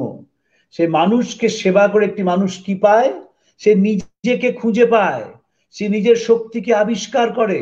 যখন মানুষ আরেকটি মানুষের থেকে দরজা বন্ধ করে দেয়, মনের দরজা বন্ধ করে দেয়, তখন সে হাসতে ভুলে যায়, তখন সে মিশতে ভুলে যায়, তখন সে কথা বলতে ভুলে যায়, তখন সে নিজে মৃত্যুর জন্য অপেক্ষা করে। স্বামীজি কবিতায় লিখছেন, চূর্ণ হোক জাত কুল মান, হৃদয় শ্মশান, নাচুক তাহাতে শ্যামা। জাত কুল মান, তিনটেই তো অন্তরায় হয়ে দাঁড়ায়। আমি কোন কুলে জন্মালাম, আমার কি জাত, এবং আমার সামাজিক মান কত, চূর্ণ হয়ে যাক। হৃদয় শ্মশান, নাচুক তাহাতে শ্যামা। শ্মশান মানে constant remembrance of the perishable nature of things, কিছুই থাকবে না, সব চলবে, অনিত্য। এই বোধ যখন আসে তখন নাচুক তাহাতে শ্যামা, সেই মা সেখানে নৃত্য করুক। স্বামীজি লিখছেন, পোদবক্ষে মহাপরাক্রমশালী রাজা বলছে মা, জং বাহাদুর সেনাপতি বলছে মা, পোদবক্ষে নাবিক বলছে মা, জীর্ণ বস্ত্র ধীবর বলছে মা, যেখানেই যাচ্ছি সেখানেই ধন্য মেরি এই রব উঠেছে। সেই নারী জাগরণের মন্ত্র বারবার ভেতর থেকে আসছে। যখন সাধক বিশ্ব চরাচরের সামনে বসেছেন, যখন নিজেকে আবিষ্কার করেছেন, তখন তিনি বলেছেন প্রজ্ঞানং ব্রহ্ম, যখন তিনি বলেছেন অহং ব্রহ্মাস্মি, যখন বলেছেন তত্ত্বমসি, তিনি ডুবে গেছেন নিজের ভেতরে এবং আবিষ্কার করেছেন নিজেকে। এখন অনেকে বলছেন you never invent, you discover, তুমি নিজেকে আবিষ্কার করো। রামকৃষ্ণের সেই আবিষ্কার মাতৃবন্দনার মধ্যে দিয়ে। মনে রাখতে হবে সব সময়, বাইরে পুজো কি হলো কি না হলো দেখার প্রয়োজন নেই, কিন্তু ভেতর থেকে যেন নারীর প্রতি সেই সম্মান জেগে ওঠে। স্বামীজি চিঠি লিখেছিলেন ইন্দুমতি মিত্রকে, হরিপদ মিত্রের স্ত্রী, বেলগাঁওয়ের ফরেস্ট অফিসার। এই মিত্র দম্পতি আমেরিকায় যাওয়ার আগেই স্বামীজির কাছে দীক্ষা গ্রহণ করেছিলেন। তাকে তিনি বলেছিলেন, হরিপদ মিত্রকে চিঠি লিখেছিলেন এবং সেই একই মর্মেই ইন্দুমতি মিত্রকে লিখেছিলেন যে তন্ত্র সাধনা মানে মদ ভাং গাঁজা মেয়ে ছেলে নয়, তন্ত্র সাধনা মানে প্রত্যেক নারীর মধ্যে সেই অনন্ত শক্তি আছে, সেটিকে আবিষ্কার করা। সমাজ যখন পচে যাচ্ছে, যখন নারীর প্রতি অপমান, বিবেকানন্দ চিঠি লিখছেন স্বামী ব্রহ্মানন্দকে, এখানে দেখছি নারীদের কি স্বাধীনতা, এদের মেয়ে মনগুলো হিমালয়ের চূড়ার মতো সাদা, এরা কলেজে পড়াচ্ছে, এরা স্কুলে পড়াচ্ছে, আবার পা থ্যাবড়ানি দিয়ে বসে আমার নখ কেটে দিচ্ছে। আর তোরা কি করলি, তোরা বললি নারী নরকের দ্বার। দাদা, ঈশ্বর কি গোপ্পীবাজিতে বলেন? মনু মহারাজ বলছেন, যেখানে নারী পুজো পায় না সেখানে সব কিছু বৃথা। এই নারীর জাগরণ ভারতবর্ষে কেন, গোটা পৃথিবীর দিকে যদি তাকানো যায়, দেখা যাবে সভ্যতার যত উন্নতি হচ্ছে, কারিগরি প্রযুক্তির যত বিকাশ ঘটছে, যত মানুষ তথাকথিত শিক্ষিত হচ্ছে, তত নারীর উপর অত্যাচার বাড়ছে, নানাভাবেই অত্যাচার আসছে, অ্যাবিউজ একটা অ্যালার্মিং পোর্শনে পৌঁছে গেছে। তার থেকে যদি মুক্তি পেতে হয়, সে নারীর মধ্যে কালীর রূপ আমাদের দেখতে হবে, সে নারীকে সম্মান করতে হবে এবং সেই সম্মানের পথ দেখাবেন শ্রীরামকৃষ্ণ। স্বামীজি শিষ্যকে আশীর্বাদ করেছিলেন, তোমার শ্রদ্ধাবান হও, বীর্যবান হও, আত্মজ্ঞান লাভ করো, পরহিতায় জীবনপাত করো, এই আমার একান্ত ইচ্ছে আশীর্বাদ। তারপর বলেছিলেন, আমার আশীর্বাদে তোর যদি কোনো উপকার হয়, বলছি শ্রীরামকৃষ্ণ তোকে কৃপা করুন, এর থেকে বড় আশীর্বাদ আমি জানি না। নিবেদিতাকে স্বামীজি বলেছিলেন, তুমি যেমন ভাবে খুশি পড়াও মার্গারেট, তুমি ইংরেজি পড়াও, বাংলা পড়াও, ভূগোল পড়াও, ইতিহাস পড়াও, সাথে সাথে রামকৃষ্ণ পড়িও। শেষ চিঠিতে লিখেছিলেন নিবেদিতাকে, যেভাবে শ্রীরামকৃষ্ণ আমাকে পথ দেখিয়েছেন ঠিক সেইভাবে বা তার শতগুণ পরিষ্কার ভাবে তোমাকেও পথ দেখানে প্রার্থনা করি। যখন শ্রীরামকৃষ্ণ পথ দেখান তখন ভেদ চলে যায়, ভেদ বুদ্ধি চলে যায়, অহংকার চলে যায়, নিজের ক্ষুদ্রতা চলে যায়। এই ছোট শরীরটার মধ্যে সীমা অসীমকে স্পর্শ করে এবং যখনই একটি মন অসীমকে স্পর্শ করে তখন সে নতুন মন হয়ে যায়, নতুন মানুষ হয়ে যায়। শ্রীরামকৃষ্ণের এরাই হচ্ছে আগামী শতাব্দীর মানুষ। আপনাদের নমস্কার জানিয়ে আজকে বক্তব্য শেষ করছি।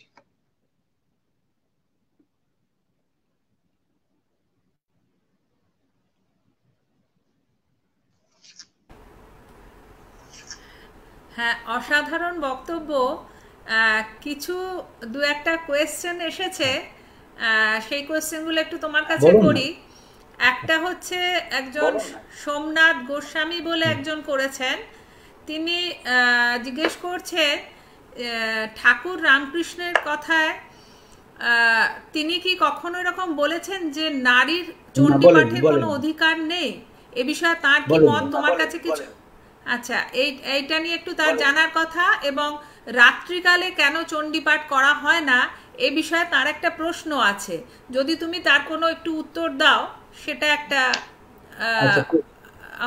আমাদের একটুখানি জানা হবে। ঠাকুরকে সবসময় দেখতে হবে সারদামণি বাদ দিয়েও যোগীন্মা এবং গোপালের, এবং এই দুজনকে ঠাকুর তৈরি করেছিলেন, তারাও ছিলেন নারী মুক্তির একটি সৈনিক, প্রথম শ্রেণীর সৈনিক। আর চণ্ডীপাঠ কেন রাত্রিরে করা হয় না, আমার নিজের মনে হয় এগুলো সব হচ্ছে শেষ অবধি লোকাচারে এসে পৌঁছে গেছে, কোনো কোথাও এর কারণ সেই অর্থে দেখানো নেই।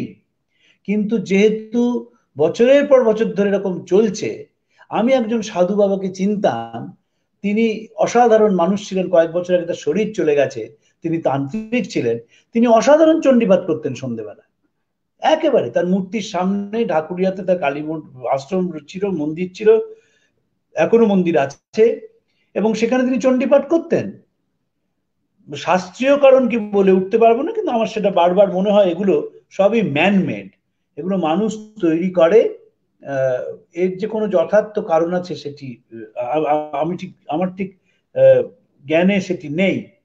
আমার মনে হয় যখনই মানুষ চাইবে, তিনি পুরুষই হন বা নারী হন, তিনি গায়ত্রী মন্ত্র বলতে পারেন, তিনি চণ্ডীপাঠ করতে পারেন, এবং এগুলোর মধ্যে দিয়ে মানুষ নিজেকে হারিয়ে ফেলে। যত সে হারায় বিশ্ব চরাচরের মধ্যে, তত সভ্যতা ঋদ্ধ হয়, তত সভ্যতা সুন্দর হয়, তত সভ্যতা সামনের দিকে এগিয়ে যায়। আর একটা কোয়েশ্চেন দীপক দাশগুপ্ত করেছেন, নবীন ভাস্কর যে ভবতারিণী মূর্তি গড়েছিলেন, তার আগে ব্রহ্মময়ী মা গড়েছিলেন, যিনি বরাহনগরে ছিলেন ঠাকুরের বড় মাসি, যাকে ঠাকুর মাঝে মাঝে দেখতে যেতেন, তা কিরকম ছিল আপন মাসির ভাব নিয়ে জানতে ইচ্ছে করছে। আর আমাদের দেশে যে নারী শক্তির বরাবর সবার উপরে সম্মান দিতেন, তা সে যুগে বিদেশি সংস্কৃতিতে হারিয়ে যাচ্ছিল, তা কি ঠাকুর আবার ঘরে ঘরে প্রতিষ্ঠা করে নিয়ে এলেন এই মা মাসিকে ঘিরে? তন্ত্রে কি এভাবেই আদি অনন্ত মাকে পাওয়ার সাধন করছে ঠাকুরের সাবলীল অনুসরণীয় সাধন পথ ধরে? এই কটা প্রশ্ন ওনার আছে। নিশ্চয়ই তাই। আসলে আমরা যখন ইংরেজদের অনুসরণ করতে শুরু করলাম, আমাদের নারীদের উপর তো অত্যাচার আগে থেকেই ছিল, সেটা আর একটা নতুন মোমেন্টাম পেল, বেড়ে যেতে লাগলো। আমাদের সবাইকে মনে রাখতে হবে নির্জলা একাদশী, সেই নির্জলা একাদশীর দিনে অনুপমা দেবীর লেখা আছে, এত জল তেষ্টা পেয়েছে সেই বাল বিধবাটির, সে মাটি চাটছে কিন্তু তাকে বাড়ির কেউ জল দিচ্ছে না, সে নিরামিষ খাচ্ছে, সেদিন বাড়ির সবাই চব্বুচস্য লেজ্জ পেয় করে খাচ্ছে। মনে আছে বলাইচাঁদ মুখোপাধ্যায়ের লেখা অগ্নিশ্বর, কিন্তু এর প্রতিবাদ করেছিলেন যে কেন এরকম হবে, কেন বোন সুধা এই খেতে পাবে না একাদশীর দিন। নানাভাবে নারীকে অত্যাচার করা হয়েছে, এবং ইংরেজরা ইন্ধন জুগিয়েছে, শ্রীরামকৃষ্ণ সনাতন ভারতবর্ষকে প্রতিষ্ঠা করছেন, কিন্তু আধুনিকতার মোড়কে। তাই সারদা দেবী সম্বন্ধে নিবেদিতা লিখছেন, তিনি একদিকে প্রাচীন ভারতের শেষ প্রতিনিধি, আবার নতুন ভারতের প্রথম প্রতিনিধি। এই দুটোর মিক্সচার, পুরনো এবং নতুন যত মিক্স হবে, তত একটি মানুষ সুন্দর হয়ে উঠবে। সুভাষচন্দ্র স্বামী সম্বন্ধে একই কথা বলেছিলেন, তিনি ব্রিজ করেছিলেন বিটুইন পাস্ট অ্যান্ড প্রেজেন্ট। একদিকে শাস্ত্র, আরেকদিকে ব্যবহার। স্বামীজির একটা অপূর্ব কথা আছে, আমাদের শাস্ত্রে মহাসাম্য, কিন্তু কাজে মহাভেদ বুদ্ধি। শাস্ত্র সবাইকে এক দেখিয়েছে, কিন্তু যখন আমরা কাজ করতে গেছি তখন দাম্ভিক তার্কিক হয়েছে, আমরা বাইরে কিছু ভাবতে পারি না। ঠাকুরের এই প্রায়োগিক ধর্ম, ইমপ্লিমেন্টেড রিলিজনের ইমপ্লিমেন্টেশন, ফলিত ধর্ম, ফলিত দর্শন, এটি তো বড় কথা। শাস্ত্র পড়লাম আমরা, দেখা গেল শাস্ত্র যারা পড়লেন তারা মানুষের কাছে আসতে পারলেন না, পাতার পর পাতা শ্লোক বলে গেলেন। ঠাকুর রসিকতা করে বললেন, পণ্ডিতরা ঊর্ধ্বাকাশে উঠছে, চোখ সেই ভাগাড়ের দিকে, অর্থাৎ তাদের মনটা সে কুৎসিত হয়ে রইল, কিন্তু মাঝখান থেকে তোতা পাখির মতো কিছু মন্ত্র তারা বলে গেলেন, কিন্তু শাস্ত্রের কথা বলে গেলেন। আসল হচ্ছে practice, practice of the presence of God. Brother লরেন্সের লেখা। স্বামী বীরেশ্বরজি বলতেন, an ounce of practice is better than pounds of words. Ounce of practice, এই প্র্যাকটিস করা। আমি যদি কালকে থেকে একটি নারীকে সম্মান করতে শিখি, আমি দেখবো নিজেই আস্তে আস্তে পাল্টে যাচ্ছি, এবং এই পাল্টানোটাই হচ্ছে ধর্ম। কারণ ধর্ম মানে কিন্তু রিলিজিয়ন আর ধর্ম এক নয়। ধর্ম মানে হচ্ছে ওয়ে অফ লাইফ, জীবন যাপনের একটি পদ্ধতি। স্বামী অবধানন্দজি বলেছিলেন, religion is the science of the mind. মনের যে বিজ্ঞান, তাকে আমরা ধর্ম বলি। এই বিজ্ঞানটা কি? মানুষকে সূক্ষ্ম করে, আরো সূক্ষ্মতর করে, আরেকটি মানুষের কাছে নিয়ে আসে। যখনই নিয়ে আসে, তখনই সেখানে নতুন ধর্ম তৈরি হয়। স্বামীজি বলছেন, তার গুরু ভাই আমেরিকার শিষ্য শিষ্যদের বলছেন যে, আমি যদি আজ মদ্যপ অসৎ চরিত্র হয়ে যাই, তাহলে তোমরা আমাকে এখান থেকে ঘাট ধরে তাড়িয়ে দেবে। তোমার কলকাতায় এমন গুরু ভাই আছে যাদের কাছে আমি সেই এক নরেন থাকবো। যখন এই ভালোবাসা দেখা দেয়, তখন জন্ম নেয় নতুন ধর্ম। এই ধর্মের বেসিসটা হচ্ছে ভালোবাসা। আর ভালোবাসতে গেলে অনন্তে বিশ্বাস করতে হয়, ভালোবাসতে গেলে জীবনের আনসার্টেনিটিতে বিশ্বাস করতে হয়, ভালোবাসতে গেলে নিজেকে মিশিয়ে দিতে হয়। যে পারে সে পারে, যে পারে না সে যন্ত্রণায় ভুগতে শুরু করে। সেটাকে সব থেকেও আমার কিছু নেই, হ্যাভিং এভরিথিং হ্যাড নান। এখার্ট বলে একজন জার্মান দার্শনিক কথাটি বারবার বলেছেন।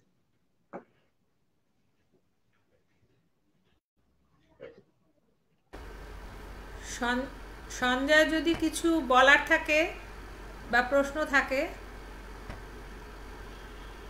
সঞ্জয়ের এটা আনমিউট করতে হবে, এখান থেকে করা যাচ্ছে না। হ্যাঁ, করে নিয়েছি, শোনা যাচ্ছে তো? হ্যাঁ, ইকোটা বন্ধ করতে হবে।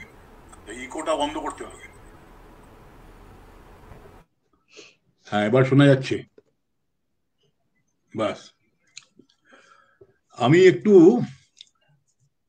আমার অনেক অনেক দিনের প্রাণের বন্ধু তরুণকে কিছু যেটাকে ওর যে সাবজেক্ট ফিলসফি, সেখান থেকে কিছু পূর্বপক্ষকে প্রতিস্থাপন করে একটু আলোচনাটা একটু ডায়ালগের দিকে যাই। আজকালকার দিনে যা দেখছি চারদিকে, আপনারাও দেখছেন, সবাই দেখছেন, আমাকে একটা কথা তরুণ বলো, যে বর্তমানে কেন, মানে বেশ ধরো আমরা যখন বড় হচ্ছি তখন থেকেই আমরা দেখছি যে জার্মাইন রিয়ারের মতো মানুষের থেকে আরম্ভ করে যে নারী মুক্তি আন্দোলন আরম্ভ হয়েছে পাশ্চাত্যের, ফেমিনিজম মুভমেন্ট, এবং সেটার এফেক্ট আমরা ভারতবর্ষও দেখেছি, এখনো দেখছি, এবং তার হয়তো অনেক পজিটিভসও আছেন ডেফিনেটলি, তাতে একটা ইমানসিপেশন হয়। তার সাথে শ্রীরামকৃষ্ণের প্রেরণায় যে মাতৃ সাধনা এবং নারী জাগরণ, যার মূর্ত প্রতীক স্বয়ং মা শারদা, এবং পরবর্তীকালে প্রাচ্য পাশ্চাত্যের মেলবন্ধনে স্বামীজির হাতে তৈরি সিস্টার নিবেদিতা, এই দুই যে কি বলবো লাইন অফ থিঙ্কিং বা মডেল, তার মধ্যে মূল তফাৎ কি কিছু আছে, থাকলে কোথায় মানে কার কি রিলেটিভ অ্যাডভান্টেজেস, ডিসঅ্যাডভান্টেজেস, পজিটিভস না নেগেটিভস, এটা একটু যদি তরুণবাবু একটু আমাদের বলে। আমি জানি একটু কন্ট্রোভার্সিতে হয়তো যাচ্ছি, কিন্তু লেট আস ইনভাইট সাম আর্গুমেন্টস, লেট আস ইনভাইট সাম কনভারসেশনস। স্বামীজি অসাধারণভাবে বলেছিলেন, আমাদের দেশের মেয়েরা পড়াশোনা করুক, আমি খুব চাই, কিন্তু পবিত্রতা বাদ দিয়ে আমি চাই না। এই পবিত্রতা মানেই হচ্ছে রিজনেবলনেস। পবিত্রতা মানে তো 30 বার চান করা নয়, স্যানিটাইজার দিয়ে হাত ধোয়া নয়। পবিত্রতা মানে হচ্ছে রিজনেবলনেস, ওই ঠাকুরের চৈতন্য হোক। চৈতন্য মানে দুম করে বসে ধ্যান করা নয়, চৈতন্য মানে জ্ঞান গম্যী হওয়া। দেখা গেছে কি, নারী আন্দোলন পাশ্চাত্যে যে খাতে বইছে সে খাতে নারী পুরুষ হওয়ার চেষ্টা করেছে। আমি একজন ঋষিকেশে সন্ন্যাসীকে জিজ্ঞেস করেছিলাম, আচ্ছা বলুন তো এত ডিভোর্স কেন? বললেন ডিভোর্স তো হবেই, কারণ একটা গুহায় দুটো সিংহ বাস করছে, তাই মারামারি হচ্ছে। যদি একটা সিংহ একটা সিংহী থাকতো তাহলে দেখতি তারা আনন্দে দিন কাটাতো। নারী যদি তার বৈশিষ্ট্যগুলো নিয়ে স্বমহিমায় থাকতে পারতো তাহলে কোনো সমস্যা হতো না। যেখানে যেখানে নারীবাদী আন্দোলন হয়েছে আনফর্চুনেটলি তারা পুরুষ হওয়ার চেষ্টা করেছে। একটা উদাহরণ দিই, ফেমিনিস্ট মুভমেন্টের একটা বড় জিনিস হচ্ছে ফিমেল বডি বিল্ডার। তারা ছেলে হয়ে যাচ্ছে, huge deltoid muscles, triceps, quadriceps, একেবারে ওয়েল ডিফাইন্ড কাফ মাসলস, এবং সেই জন্য তারা নানা রকম মেল হরমোন নিচ্ছে। এটা কি নারীবাদীর কথা? এটা কি নারী আন্দোলনের কথা নাকি? নারী আন্দোলন নারী তার বৈশিষ্ট্য নিয়ে বাঁচবে, তার স্বকীয়তা নিয়ে বাঁচবে, স্বকীয়তাকে সম্মান করা হবে। তা হচ্ছে না বলেই এই আন্দোলনটি যথার্থ জায়গায় পৌঁছতে পারছে না। এটা হচ্ছে 1 নম্বর। ভারতবর্ষে দীর্ঘদিন তো নারী অত্যাচার হয়েছে।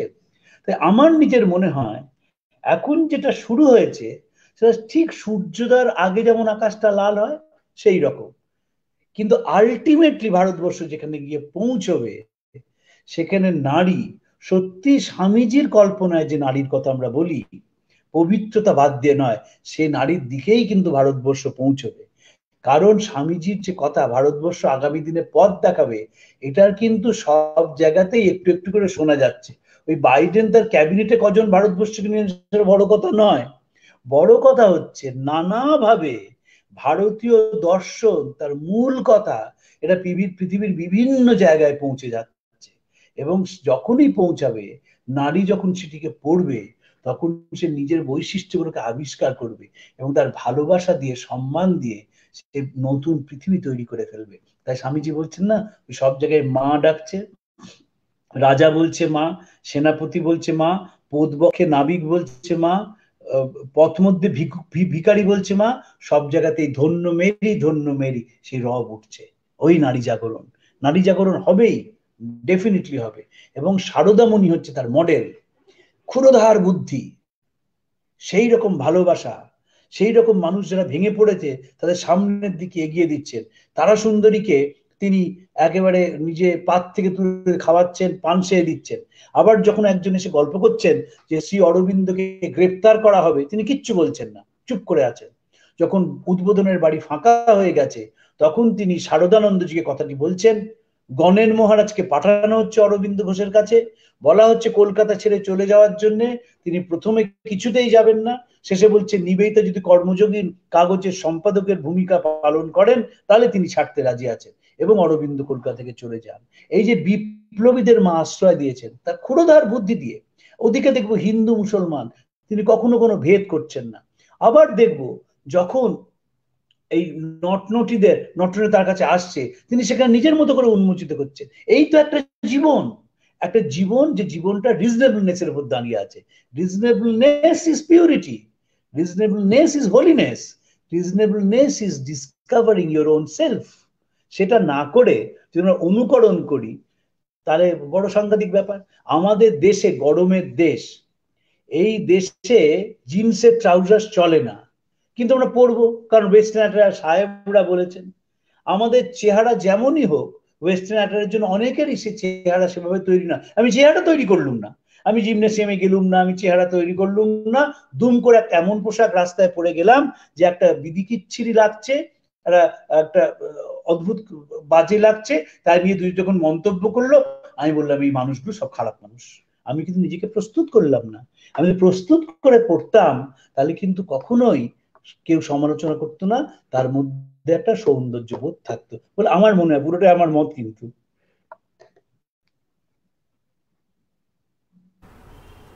আমার একটা বক্তব্য আছে, এই নারীকে সম্মান দেখাতে গিয়ে ঠাকুর যে ফলহারিণী কালী পুজোতে মাকে পুজো করেছিলেন, এটা পৃথিবীর ইতিহাসে একটা বিরল দৃষ্টান্ত। এবং তার নিজের হ্যাঁ, তো সেই বিষয়ে যদি তুমি একটু আমাদের কাছে আর একটু আলোকপাত করো। জপের মালাটা মায়ের পায়ে দিয়েছেন। কেন দিচ্ছেন? কারণ তখন তো নারীর প্রতি কোনো সম্মান নেই। বিবেকানন্দের ভাষায় মেয়েরা হচ্ছে বেবি গেটিং মেশিনস, সন্তান উৎপাদনের মাধ্যম, আর কিচ্ছু না। সেইখানে দাঁড়িয়ে তিনি বলছেন যে দেখো, তোমাকে স্ত্রৈণ হতে হবে না, তোমাকে অত্যাচারও করতে হবে না। নিবেদিতার definition, marriage is a union of two ideals. এই যে পরস্পর সম্মান করে সংসারে বেঁচে থাকা, তার ক্লাসিক এক্সাম্পল হচ্ছে জপের মালাটা দিয়ে দিলাম, তোমার মধ্যে সে নারী মূর্তিকে আমি আবিষ্কার করলাম। শুধু তাই না, কাবেরী, একটা অসাধারণ ঘটনার কথা বলি। ঠাকুর পাশ ফিরে শুয়ে আছেন, এই সময় খাবার দিয়ে গেছেন ঠাকুরের ভাগ্নি। ঠাকুর বলে রেখে দে। যখন পাশটা এপাশ ফিরছেন, দেখেন মা খাবারটা দিয়ে বেরিয়ে যাচ্ছেন। ঠাকুর মার পিছনে পিছনে ছুটছেন, যে অজ্ঞাত সারে তাকে তুই বলে ফেলেছেন। তখনকার দিনে তো স্ত্রীকে তুই বলাটা একটা সামাজিক প্রথা, যেটা আবার এতদিন পরে ফিরে এসছে। এখন বহু ছেলে মেয়ে আছে, বিশেষ করে যারা সহপাঠী নিচ্ছিল শিক্ষা জীবনে, তারা তুই বলে। আমি এখানে তর্ক বাড়াতে চাই না, এই তুইয়ের পেছনে একটা গভীর ফ্রয়েডিয়ান অ্যানালিসিস আছে, আমি সেটা বলবো না, কারণ বললে কেলেঙ্কারি হবে। কিন্তু এই যে তুই বলা, ডমিনেশন, ঠাকুর তুই বলে সঙ্গে সঙ্গে ছুটছেন ক্ষমা চাইতে, যে কেন নিজের অজ্ঞাত সাথে থেকে তুই বলে ফেললাম। এই প্রত্যেকটা স্তরের মধ্যে তিনি সম্মান দেখাচ্ছেন মাকে। আবার যখন একজন বারবনিতা খাবার দিয়ে গেছেন ঠাকুরকে, ঠাকুর বলছেন মাকে যে তুমি বলো আর কারোর হাতে কখনো খাবার পাঠাবে না, কারণ ঠাকুর তার মধ্যে হয়তো কিছু দেখেছিলেন, ইম্পিউরিটিস কিছু দেখেছিলেন। সেইখানে দাঁড়িয়ে মা বলছেন, কেউ যদি আমাকে মা বলে ডাকে এবং খাবার চায়, আমি তাকে না বলতে পারবো না। ঠাকুর মেনে নিয়েছেন, কিন্তু ঠাকুর মেনে নিয়েছেন। একদিকে যেমন তার সামান্যতম সূচিবায় তারা চলে গেল, অন্যদিকে মা তার শিক্ষক হয়ে উঠলেন।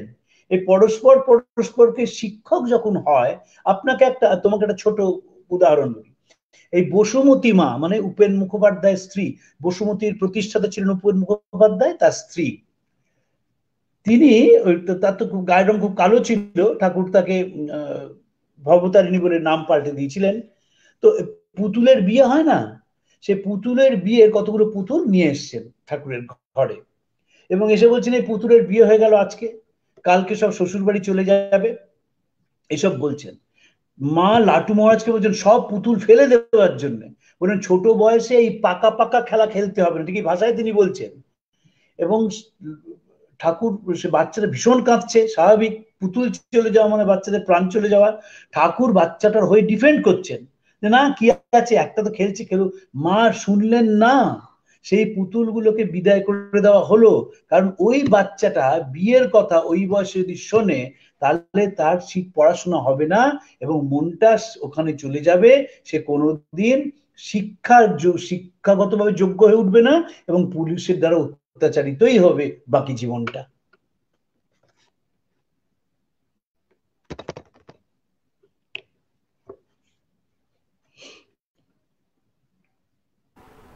তোমার বক্তব্য যখনই শুনি তখনই আমাদের কাছে সেটা সমৃদ্ধই করে।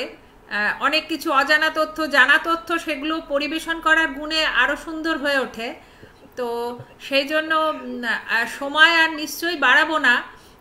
তোমার পরিস্থিতি আমি জানি, সেই তার মধ্যে থেকেও এসে তুমি যে এতখানি সময় দিয়ে এত সুন্দরভাবে আমাদেরকে বললে, তার জন্যে হয়তো সঞ্জয়ের কিছু একটা বক্তব্য আছে, সঞ্জয়ের বক্তব্য দিয়ে তারপরে আমরা শেষ করার চেষ্টা করব। আমার বক্তব্যটা এটা এটা হয়তো আমাদের পরবর্তীকালে তরুণ আরেকদিন হয়তো এটা নিয়ে আলোচনা করতে পারেন।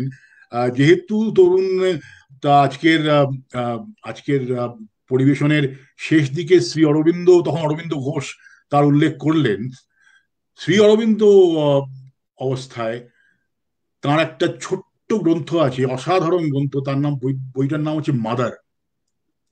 এবং সেখানে 4টে stage of motherhood, divine motherhood উনি দেখিয়েছেন, যেটা এই তন্ত্রের ধারায় বা চণ্ডীর ধারায় মহাকালী, মহালক্ষ্মী, মহাসরস্বতী, এবং একটা ফোর্থ উনি অ্যাড করেছেন মাহেশ্বরী। তো এই 4টে stages of divine motherhood, and this can be translated into womanhood also. So আমি এটা এই ভাবনাটা আমার মাঝে মাঝে আসে, তাই সেই তরুণকে আমি, যেহেতু তরুণ আজকে অরবিন্দর উল্লেখ করলেন এবং নিবেদিতার উল্লেখ করলেন, দুজনের কর্মযোগীদের কথা বললেন, এবং মাতৃ সাধনার কথা হচ্ছে, তাই এই কথাটা মাথায় এলো।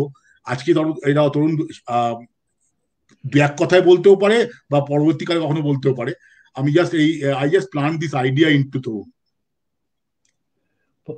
পরেই বলবো, তার কারণ এখন একটা আমরা অসুখে ভুগছি, স্যাস, শর্ট অ্যাটেনশন সিনড্রোম। যদি অনেক কথা বলা হয় তাহলে শ্রোতারা ভাববে অনেক বেশি কথা বলছে, দরকার নেই। পরে একদিন এই অরবিন্দকে নিয়ে আলোচনা করা যাবে, আলোচনার বিষয়, ডেফিনেটলি বিষয়। এই যে সবকিছুকে মাকে দেখা, দেশটা মা, ব্যক্তি মা, বাচ্চা বলছে মা, সে প্রথম মাই শিখছে, mother is the best teacher. এই সবকটা নিয়ে একদিন আলোচনা করা যেতেই পারে। মা, শুধু মা, ম্যাক্সিম গোর্কি শুধু মা নয়, আমাদের মা। আমরা যেভাবে মাকে দেখেছি, ভারতবর্ষ যেভাবে মাকে দেখেছে, ভারতবর্ষের মার আসল রূপ, সে রূপ কিভাবে সমাজগুলোর, সংসারগুলোকে ছায়া দিয়েছে, আলোচনা করা উচিত, আলোচনা করা যাবে। Subject to Kaveri's approval. না না, আমরা সব সময় তোমাকে শোনবার জন্য মানে উদ্গ্রীব হয়ে থাকি। তো একজন একটুখানি রিকোয়েস্ট করেছে আমরা শেষ করি একটা গান দিয়ে। তো যেহেতু তুমি সেই দেবী সিনেমার কথা উল্লেখ করলে সত্যজিৎ রায়, তো সেখানে একটা গান ছিল, যে গানটা খুব একটা শোনা আজকাল যায় না। তো আমি 2-4 লাইন আমি একটুখানি গেয়ে আজকে, আবার সঞ্জয় কিছু বলবে। হ্যাঁ সঞ্জয়, আমি কথা বলবো না। This can also go as a tribute to the আমাদের সদ্য প্রয়াত সৌমিত্র চট্টোপাধ্যায়, যিনি দেবী ছবিতে নায়কের অভিনয় করেছেন। ঠিক আছে, আমি এইটা দিয়ে আজকে এটা শেষ করবার চেষ্টা করছি।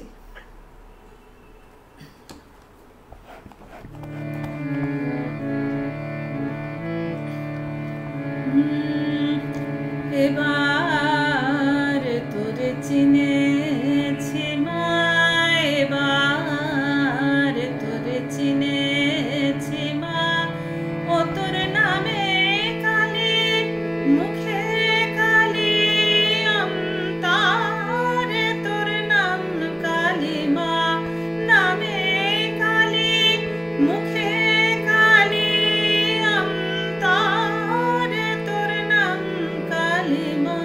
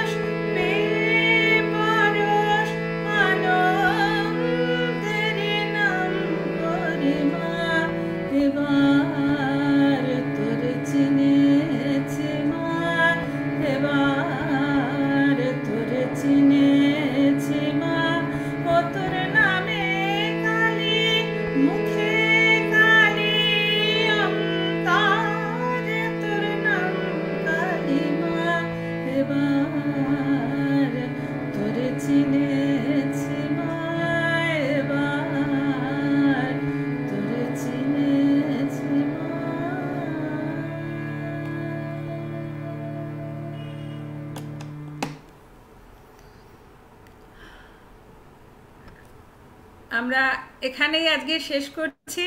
শুভরাত্রি। আপনারা সবাই আমাদের সঙ্গে ছিলেন, তার জন্য অনেক ধন্যবাদ। আমি একটু আগামী দিনের যে অনুষ্ঠান সেটা একবার একটুখানি আপনাদের সামনে জানিয়ে রাখতে চাই। আগামী দিন 29শে নভেম্বর রবিবার সন্ধে 8টাতে আমরা আবার সবাই মিলিত হব। সেদিনে আমাদের বিষয় হচ্ছে uniqueness of Manipuri dance, Manipuri নৃত্যশৈলীর অনন্যতা। এই নিয়ে বলবেন, লেকচার এবং ডেমনস্ট্রেশন দেবেন বিখ্যাত মণিপুরি নৃত্যশিল্পী বিম্বাবতী দেবী, যার পরিচয় আপনারা সকলেই জানেন, কলাবতী দেবী এবং গুরু বিপিন সিংয়ের সুযোগ্যা কন্যা। তিনি আসবেন আগামী রবিবার 29শে নভেম্বর সন্ধ্যা 8টায়। আমরা একসঙ্গে আবার আপনাদের সঙ্গে মিলিত হব। আজকে তাই সবাইকে শুভরাত্রি জানিয়ে শেষ করছি এবং তরুণকে অনেক ধন্যবাদ জানাচ্ছি।